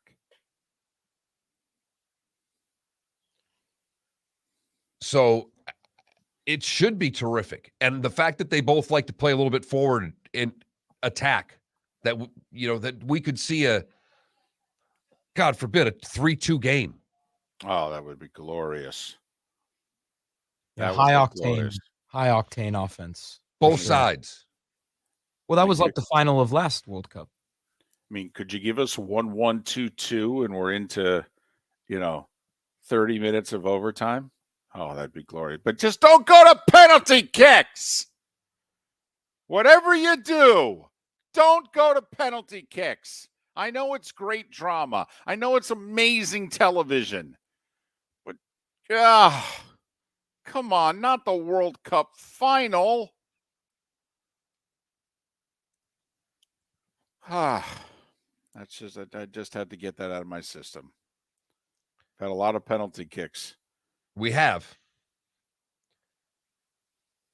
So I'm fired up. Are you watching?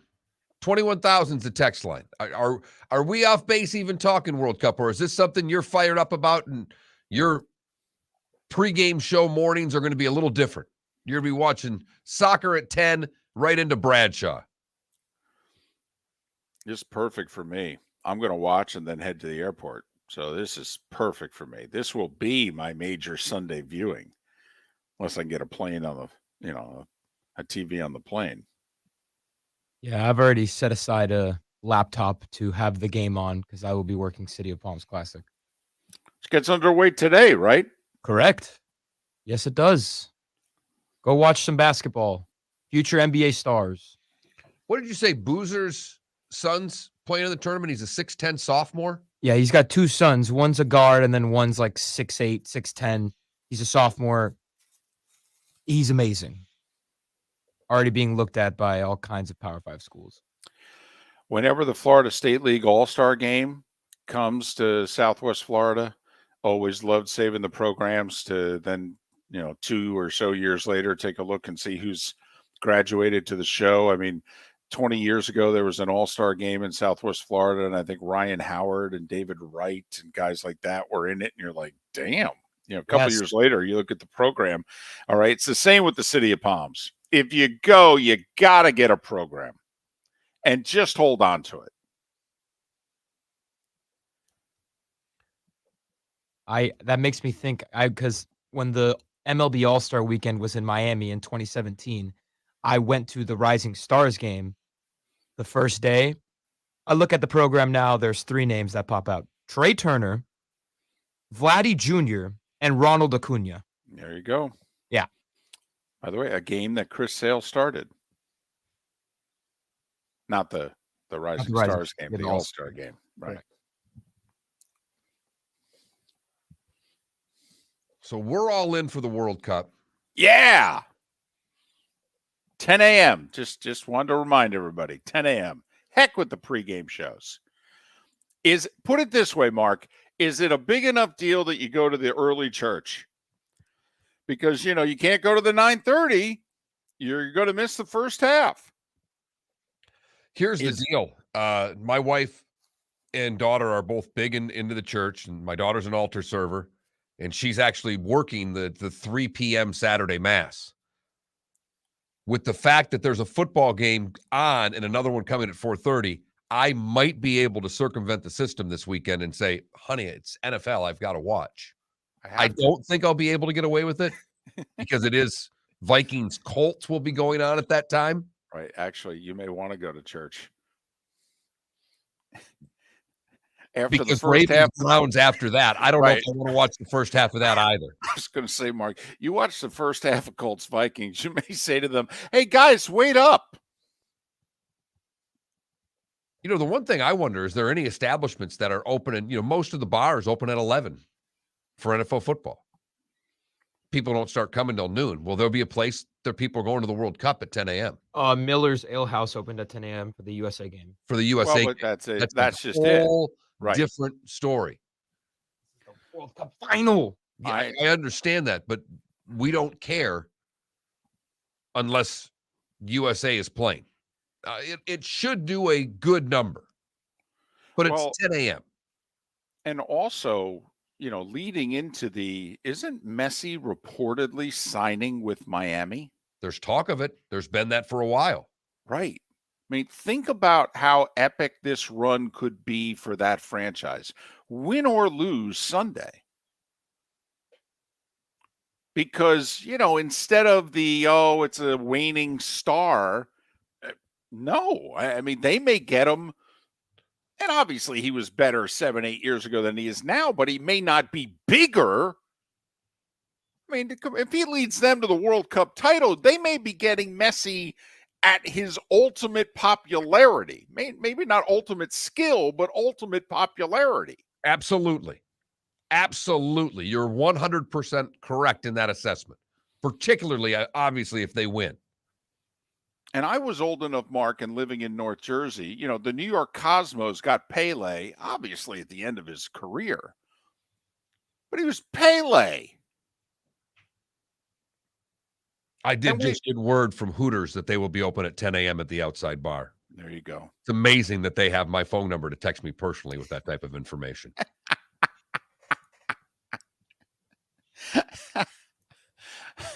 See, how you need to say to your wife, no, they don't have it. It's just this one guy. I met him and what have you, listens to the show. He was just doing us a service. That's all. We asked the question. He was just giving us information, honey. And it really is true. I get 3 things from this guy. Chief, I get Oklahoma State stuff because he's an Oklahoma State grad. Right. I get a lot of music information from him because he's a music junkie. Okay. And he's our Hooters connection. Well, okay. Comes in handy when we want to know places that are going to be open and out and about Sunday at 10 a.m. World Cup final. Are you interested? Argentina, France. Is it big enough that you either can skip church or you have to go to the early service? Or is it not big enough, but it's your excuse to skip church and you say, it's the biggest World Cup final that we've ever had. We have to watch it. I can't go to church, honey. It's the World Cup. David Moulton for Napa Auto Parts, and Napa Filters. Insist on Napa filters for your vehicles, or if you're a do-it-yourselfer, only buy Napa filters. Napa has a filter for almost anything on earth that moves, whether it's motorcycles, foreign and domestic cars, vans, SUVs, earth-moving equipment. You get the idea. Napa Auto Parts, Napa filters. Insist on them for your vehicles, or if you're do-it-yourselfer, only buy Napa filters. Mark Miller for SWFL Golf Carts, or online, flgolfcarts.com. If you're looking for a golf cart, an e-bike, or an e-motorcycle, go visit Alex and the gang at SWFL Golf Carts. flgolfcarts.com online. Check out their whole inventory. If you're looking for a custom cart, they can take care of you. 2-seater, 4-seater, 6-seater, they've got you covered. E-bikes, nobody better for value and service. E-motorcycles, check them out. Again, flgolfcarts.com. flgolfcarts.com. Ladies and gentlemen, once again. Hi. Excuse me. Hey, the line starts back here. Ma'am, if your party's not here, you're going to have to go around again. If you had the opportunity to avoid all this, wouldn't you? Salt Live is the official transportation provider of the Miller and Moulton Morning Show, making your trip to and from the airport seamless and stress-free. Salt Live is supported with the help of local partners like the Bayfront Inn. Gather your family and friends and enjoy a leisurely day on the water with a pontoon or deck boat. If you prefer to explore the waterways without a motor, the Bayfront has canoes, standboards, and kayaks. At the end of your journey, enjoy lunch or dinner at the Bamboo Tropical Bar and Grill. The Bayfront Inn, something for everyone on 5th Avenue in downtown Naples. BayfrontInNaples.com. When you need a ride, book with Salt Live Transportation, 308-8686, or book on saltlivetransportation.com.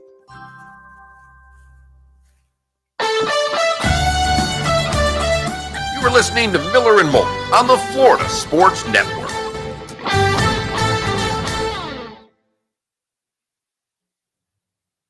Do you have a pod?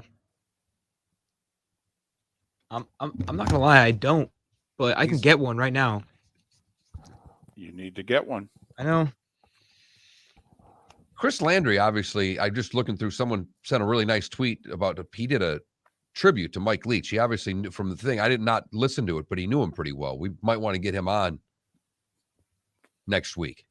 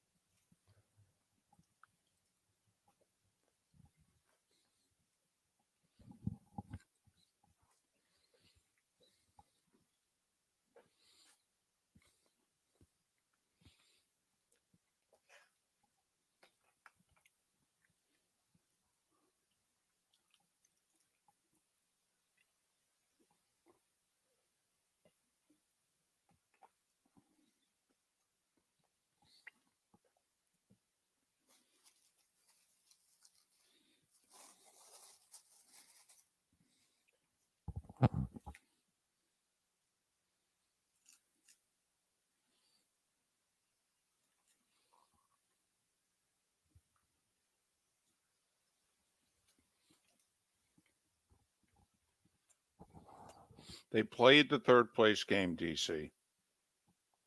They played it. But they didn't play it again.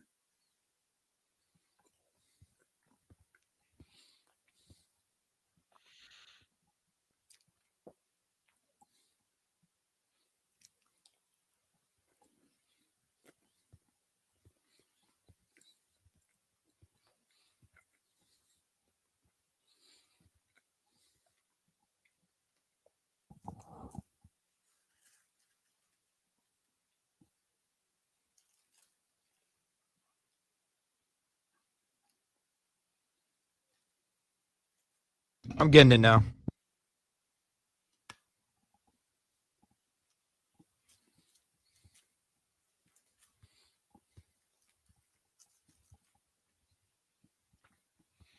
Adam, 10:22 for that interview.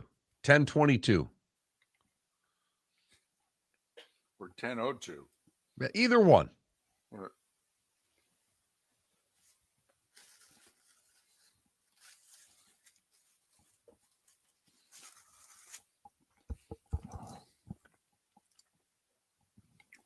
I didn't realize an old buddy of mine, he'll pop in here once in a while.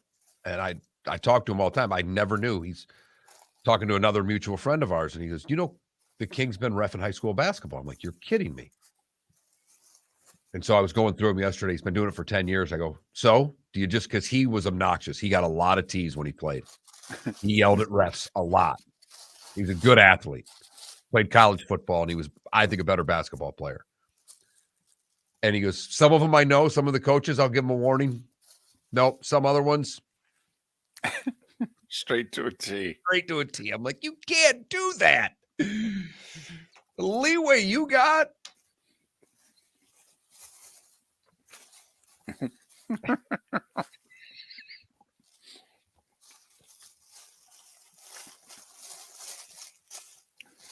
Yeah, that's like, you know, when you're become a parent and your parents remind you of the stuff you did and how basically this is, you know, this is payback. Oh, I got one from my daughter. I didn't realize this. They all went to the Nutcracker a few weeks ago. And my mother and my wife went to get 30 seconds drinks. My mother-in-law and my daughter stayed there. My wife looked at my daughter and said, you guys stay right here. Apparently, after they're leaving, my daughter wanted to move somewhere. And my mother-in-law went, well, your mom said to stay right here. My daughter looked right at her and went, well, you're her mom, so you can go anywhere you want, and we can then move. Come back. Figured the pecking order out. God, I love that child.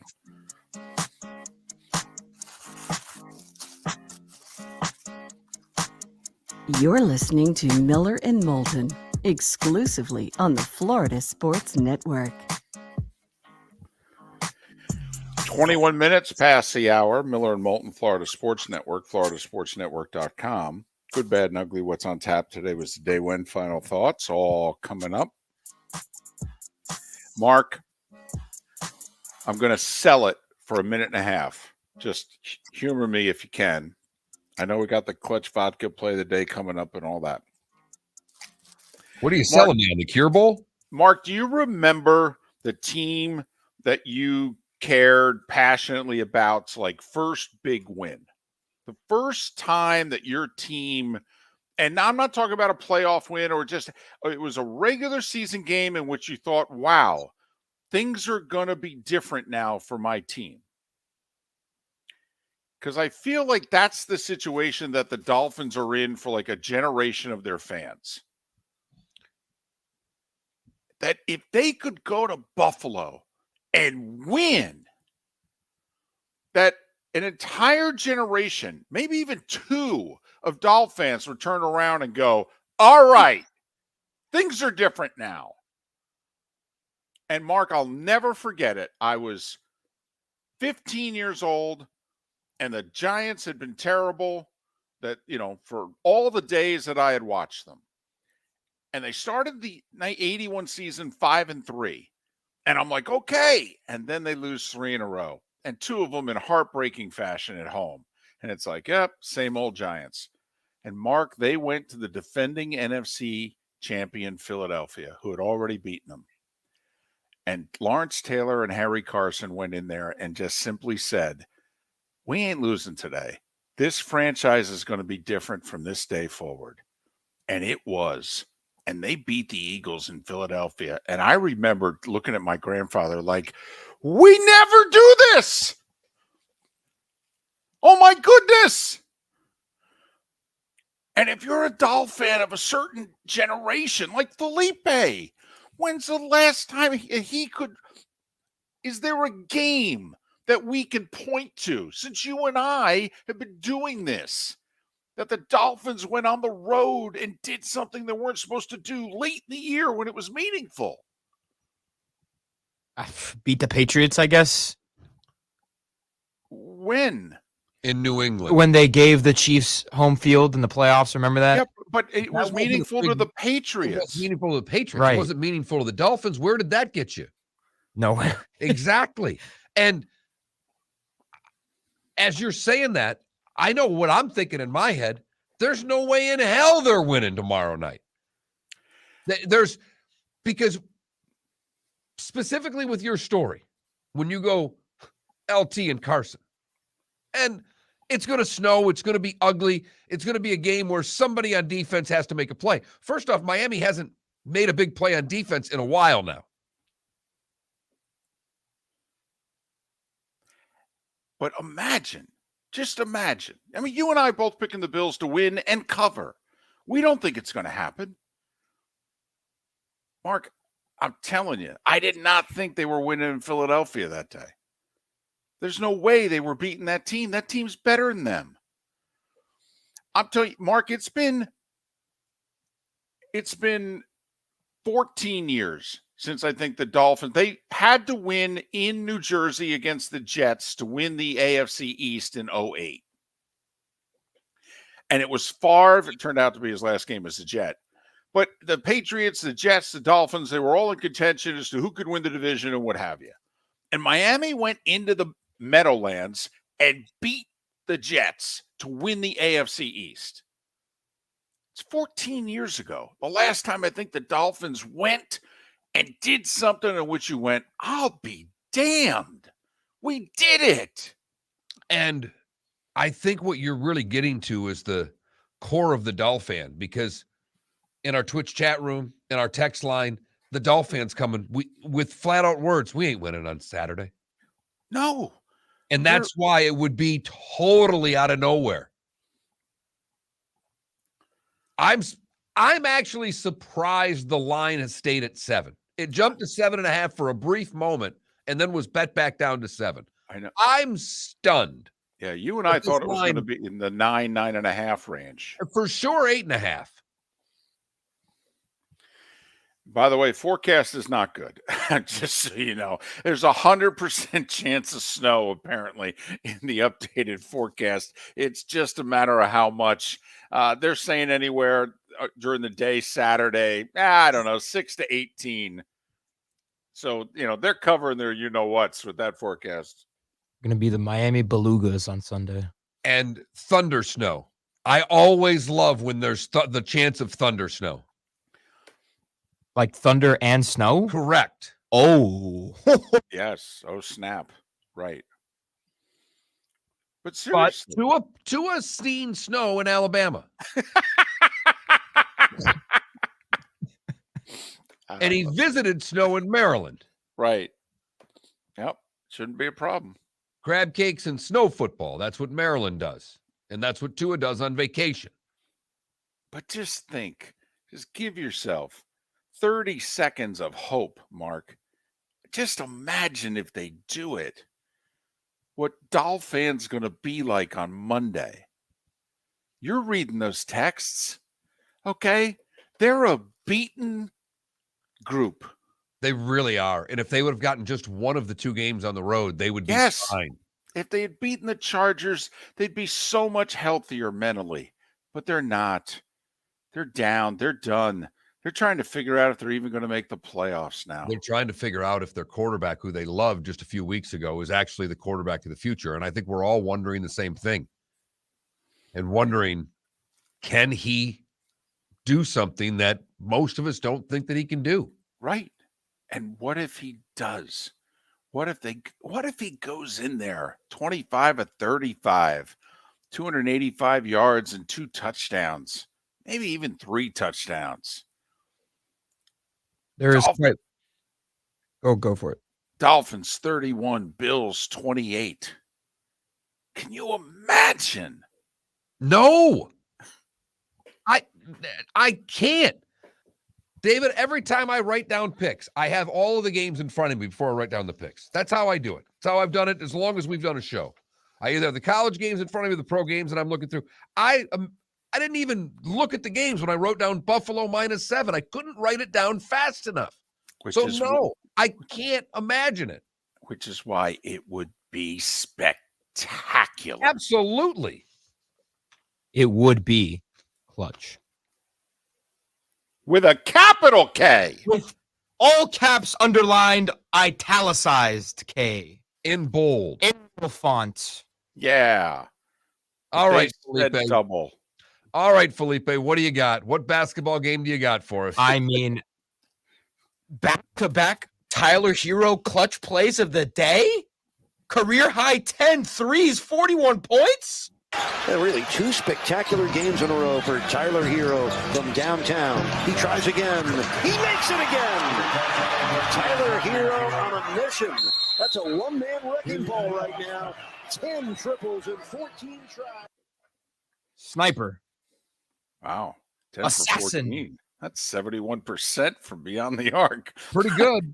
That really is. 19 threes in 2 games. That's pretty good. That's clutch. With a K. No doubt. Go to clutchspirits.com, hashtag all your drinks, hashtag clutch spirits, and go watch the Dolphins tomorrow night at Seaside. Yeah. And you're probably going to need a lot of clutch vodka, in my opinion. Probably. So Uber home. Yes. Either way, but what if they do it? Then you're going to drink a ton of clutch vodka. Right.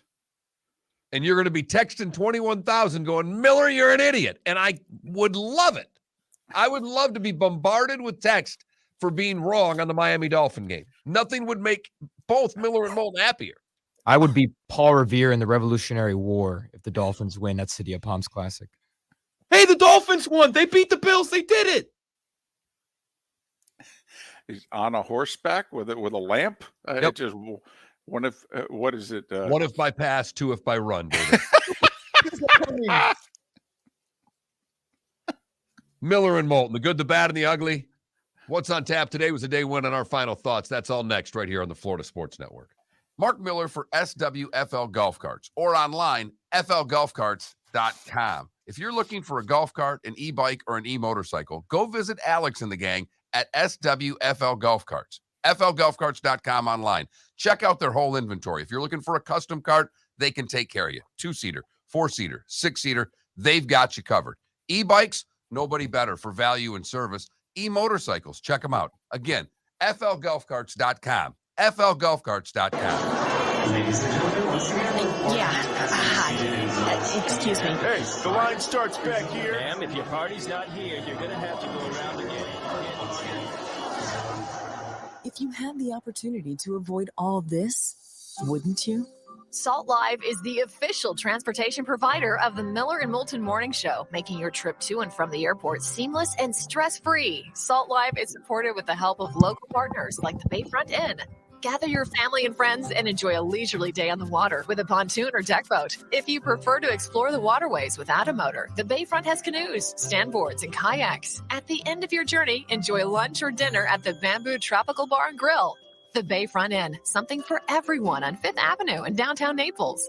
BayfrontInNaples.com. When you need a ride, book with Salt Live Transportation, 308-8686, or book on saltlivetransportation.com.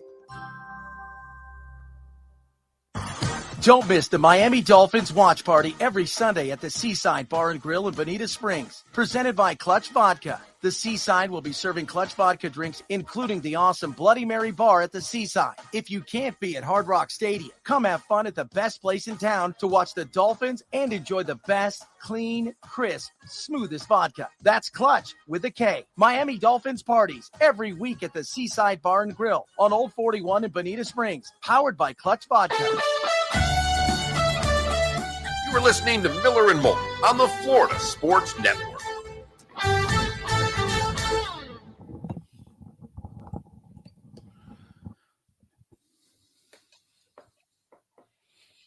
I will never forget that game. Which game? It changed me as a fan. None of my teams had ever done crap. It's funny. The only game I can think of that I was at where I felt what you're talking about, believe it or not, was 1988, my freshman year in college.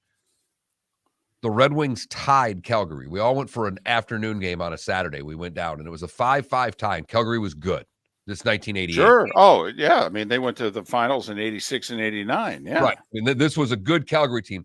And the Wings tied them, and people were applauding after the game. It's like, all right, the Norris Division's one thing, but to go play with them, right, that's another. Well, remember, because at the time, the thought was in the Western Conference, Calgary is probably the second best team in the conference. The problem was Edmonton was in their division. Right. That's the game I remember like that. Do you see that game was 81? It's the 12th game of the 81 season. I will say I can't remember a game where the whole week leading up to the game, the Dolphins were just so unfavored by the entire mass media. And that's why if they were to win, yes, it would be like even the 08 game. The 08 game was close to a pick'em. I think, Jets might have been like a 2-point favorite. I mean, the Dolphins were in first place going into the game. The Eagles had gone to the Super Bowl the year before, had beaten the Giants opening day, and were ahead of them in the standings.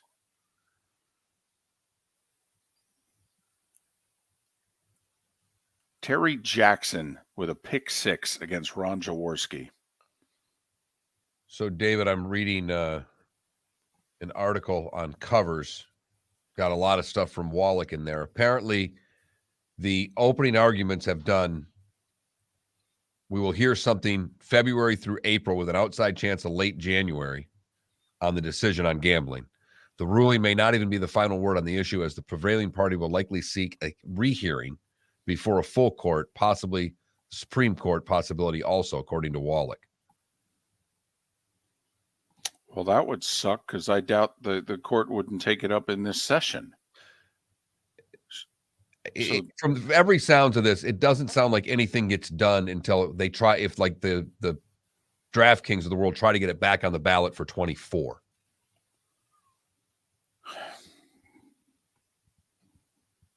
I know. He's killing us. He's absolutely killing us.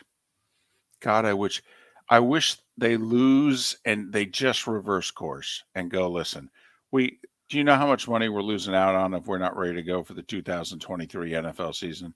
Yeah, Sims got hurt the week before against Washington, a game that they should have won. They had a 3-point lead with under 30 seconds to go, and the Redskins completed 3 passes, kicked a tying field goal, and then beat them in overtime. And the Giants were done. 5-6, done. Going to Philly and then San Francisco. The Niners would win the Super Bowl that year. They beat Philly, lost to the Niners, and then won their last 3 games. Do you know the Tea Party was in 1773? Didn't you always kind of think it was 1776? I thought it was 75. 73. Look it up. How many years was the Revolutionary War? Well, it depends. I mean, we basically won it by 81, but it took a while to finish the paperwork, so to speak. I see.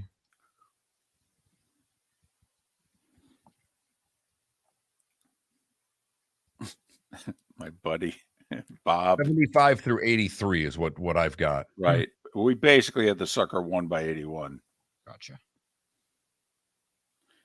My buddy Bob says, I feel so much better about myself after listening to you guys. Glad we can help there, Bob. 10 seconds. Scott Brunner, Rob Carpenter was the running back. Love that team.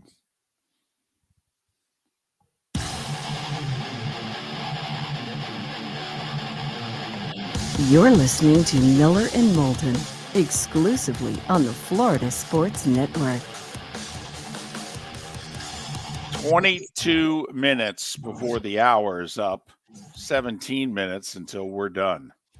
Miller and Moulton, the Florida Sports Network, floridasportsnetwork.com. Just trying to give hope, Mark. That's all I was trying to do there. I'm not saying it's going to happen. Hell no. I'm betting the other way.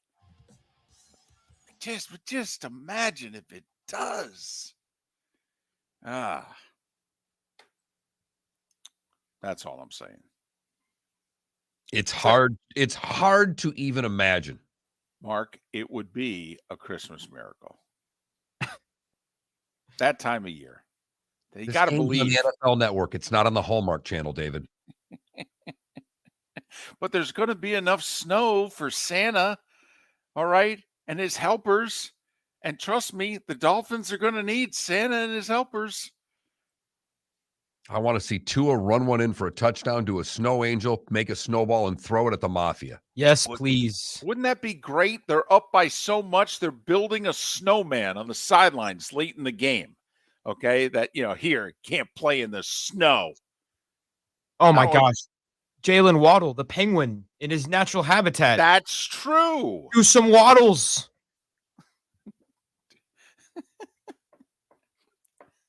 All right. That's it. I'm appreciative of the faith and hope that you have. No, I don't have You're it going at to need all. some charity, too. I don't have it at all. I'm just saying, what if? You're selling it, though. Yeah. You're selling hope.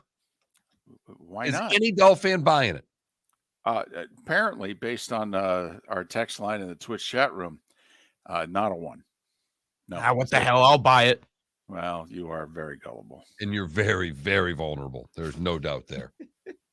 It's time for someone to take back this segment, if for no other reason than to stop David from talking about Meghan and Harry. Here's Mark Miller with Today Was the Day When. Big day. Big day in Massachusetts today. 1620. The Pilgrims come ashore in Plymouth Bay. 1773. We threw a bunch of tea in the harbor. Oh, that's right. Yeah. Big day. We're mad as hell, and we're not going to take it anymore.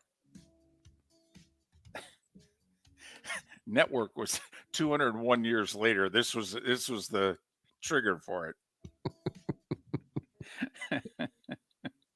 1899, the AC Milan Football Club was founded. 1929, the Chicago Blackhawks play their first game at Chicago Stadium. They would win, beating the Pittsburgh Pirates 3-1. Today in 1930, Bobby Jones is the first to win the James E. Sullivan Award as the best U.S. amateur athlete. 1945, the Cleveland Rams beat the Washington Redskins for the National Football League championship. It would be the last game before the Rams move west to L.A. What year? 45. Okay. 1950, child star Shirley Temple announces her retirement from films at the age of 22. That's the way you do it. Absolutely. Not going to be any bigger than this. Nope. 51, NBC premieres Dragnet. 66, the Jimi Hendrix Experience released their first single, Hey Joe. Today in 72, the Dolphins become the first undefeated football team. Think about that. Regular season ended on this day in 72. In 73, O.J. Simpson becomes the first running back to rush for 2,000 yards in a season. He needed 200 yards in the season finale at a snowy Shea Stadium. 79, Roger Staubach throws 3 TDs and 336 yards in his last regular season game as the Cowboys win over Washington 35-34.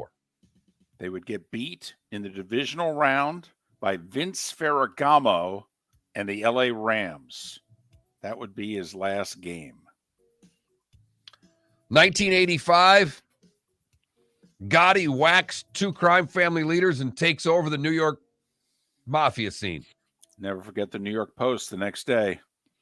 Okay, Giancano lying there dead. It's New York. They said, why don't we just put this on the front page? Yeah, okay. 91, the Marlins signed their first ever player. 16-year-old pitcher Clemente Nunez.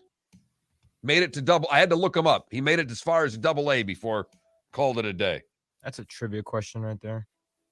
93, Shannon Doherty is fired from Beverly Hills 90210. That was a sad day. She was that show. I was a big fan. How could you not? By the way, I mean, come on. She was a diva wide receiver. All right. That's really where my love for diva wide receivers started. It was with Shannon Doherty.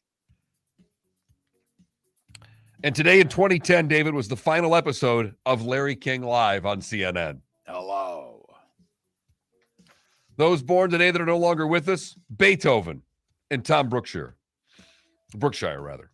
Those celebrating birthdays, Billy Gibbons from ZZ Top is 73.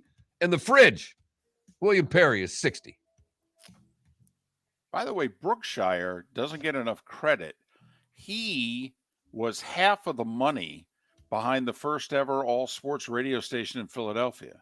You know, FAN in New York gets all the credit, but it was either days earlier or days later that they did the same thing in Philadelphia. And they made it work too. You know, this is 2 of the 4 biggest markets in the country. Okay. And Brookshire went all in. I mean, a huge investment on 24/7 sports radio.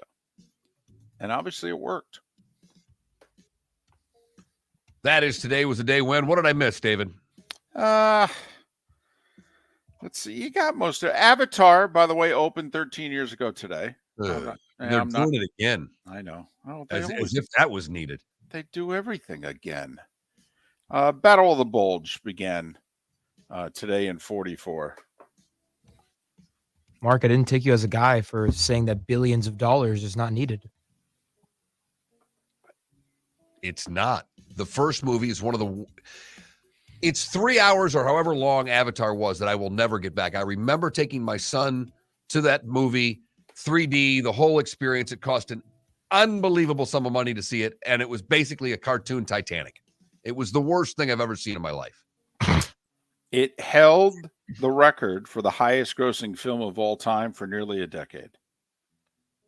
Fooled so many people. And you got to remember, the director, James Cameron, was the same guy who directed the Terminator and Titanic.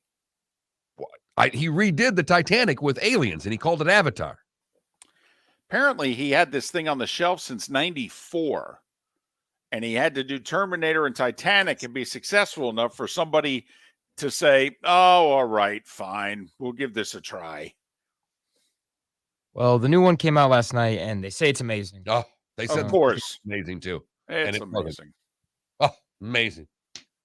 I hope You've heard folks elsewhere mock Florida is gonna Florida. Well, Mark Miller sees it differently. He calls it the good, the bad, and the ugly.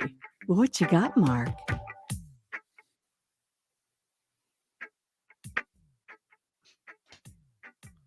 We go to Rupert Landscaping for the good. Okay. They had their Christmas party, and they gave bonuses between $7,000 and $200,000 to all employees with a tenure of over 1 year. 1,200 workers, including those in top leadership positions, received the thank you presents, which added up to be $28 million. Wow. Yeah. Company's been around since the 70s. Craig Rupert said everyone receiving this bonus was instrumental in helping create the value that we've been able to realize. This bonus money is the well-deserved way for us to acknowledge the value of our team's contribution and the essential role that they play in our company's future. I want to work for that guy. All right. Don't you then go home and look at one another and go, he's selling or dying, right? Okay. I mean, it's such a good gift. You're thinking that, wait, there's got to be, he's selling, right? Is that what we're going to find out Monday? For the bad, we go to Gainesville, where Alberto Arrea broke into an apartment and then took all of his clothes off. Why? It's not yours. The residents walked in the apartment and found him standing in their living room completely naked. They left. About 15 minutes later, he left, still naked, and trashed the apartment. Oh, they shouldn't have left. He claimed that he was inside the apartment because he believed his wife lived there. Well, if you're married, why are you taking your clothes off? Hello! He claimed one of the victims was his wife, but was unsure which one was his wife. Detectives later learned that he's never been married. But he has done plenty of meth. You got that right. Finally, Wow. the ugly, we go to Sanibel. Just for the record, so that's not the ugly. No. Wow. The ugly is in Sanibel, where a man decided to wash his hands in a pond near Bailey's General Store. And you'll never guess what was in the pond, David. An alligator. Of course. The alligator attacked the man, biting his arm. He was fortunate to free himself and call 911.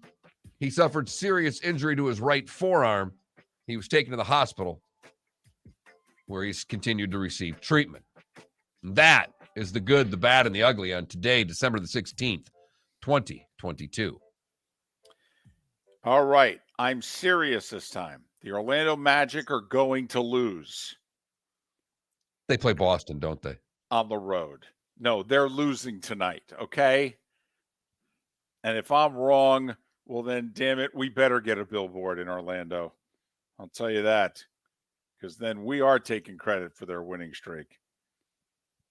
I will say, like the Knicks are in Chicago again.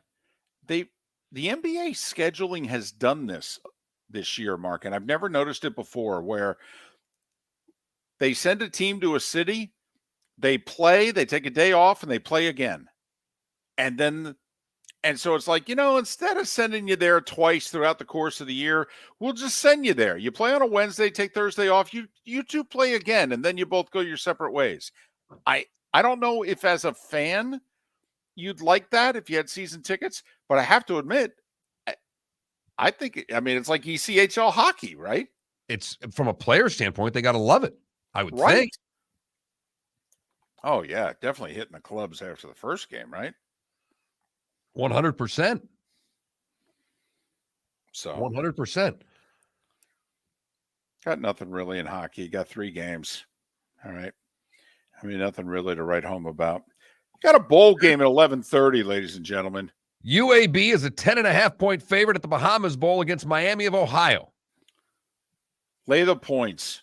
UAB's got the best running back in the country that none of you have heard of. Rushed for just under 1,800 yards, 7 yards a carry, 18 or 19 touchdowns, something ridiculous. Couldn't even be a final for the best running back award. That great bowl preview that we were both sent, David, both the guys on that picking Miami, you going with UAB. So you're going right head-to-head with the experts. Yeah. That's how I roll, Mark. And then UTSA and Troy are at 3 o'clock in the Cure Bowl. Right. I'm taking Troy. Texas San Antonio's a 2.5-point favorite. Gators play tomorrow, 2:30 in the afternoon against Oregon State. Oregon State's a 10-point favorite. Got World Cup soccer, baby, this weekend. I don't care about the third place game. Not even talking about it. Argentina and France, 10 a.m. Sunday. We are doing this. And bowl season is here. All kinds of games. You can chase the games you lose in ways you never could before. You got 6 bowl games tomorrow. Another one on Monday. Enjoy the NFL tomorrow in this sense. In theory, this is going away. College football really needs this Saturday if they're going to do what they want to do beginning in 2024. So in theory, the NFL is going to step aside and say to college football, you can have your day. Do we think they're going to do it? No. I really don't. If anything, they might be able to. If they did my philosophy, playing 2 last week and 2 this weekend, maybe the NFL would just schedule 1 Saturday night game, if you know what I mean. If they played noon and 4. Here's the reason I hold out hope. All 3 of these games are on the NFL Network. I mean, it's a gimmick. I mean, if they were to change course on anything, this would be the easiest thing to change course on. Going to have some people calling games tomorrow, don't normally call games. I'll be curious whether or not the fans notice, like it, don't like it. Particularly with the amount of money broadcasters are making, it's apparently a really big deal. And I think Rich Eisen's doing play-by-play of a game tomorrow. So, see if anyone notices. Where are you at for Monday Night Football? Where are we going to catch you Monday? Green Bay, Mark. That's right. Rams and Green Bay. It looked really good on paper. Sure did, Mark. 2 teams won 25 games in the regular season last year. They've won 9 so far this year. Fortunately, at kickoff, Mark, it's going to be 9 degrees, and by the fourth quarter, it'll be 6. And it's an open press box. Wide open. Maybe you can rent a winter jacket from one of those snowmobile shops when you get to Green Bay, David. Hope they're okay with me wearing my Giants coat. It's the warmest thing I got. Miller and Moulton. Have a great weekend, everybody. We'll be back Monday morning, bright and early, 6 a.m. right here on the Florida Sports Network. Ladies and gentlemen, once again,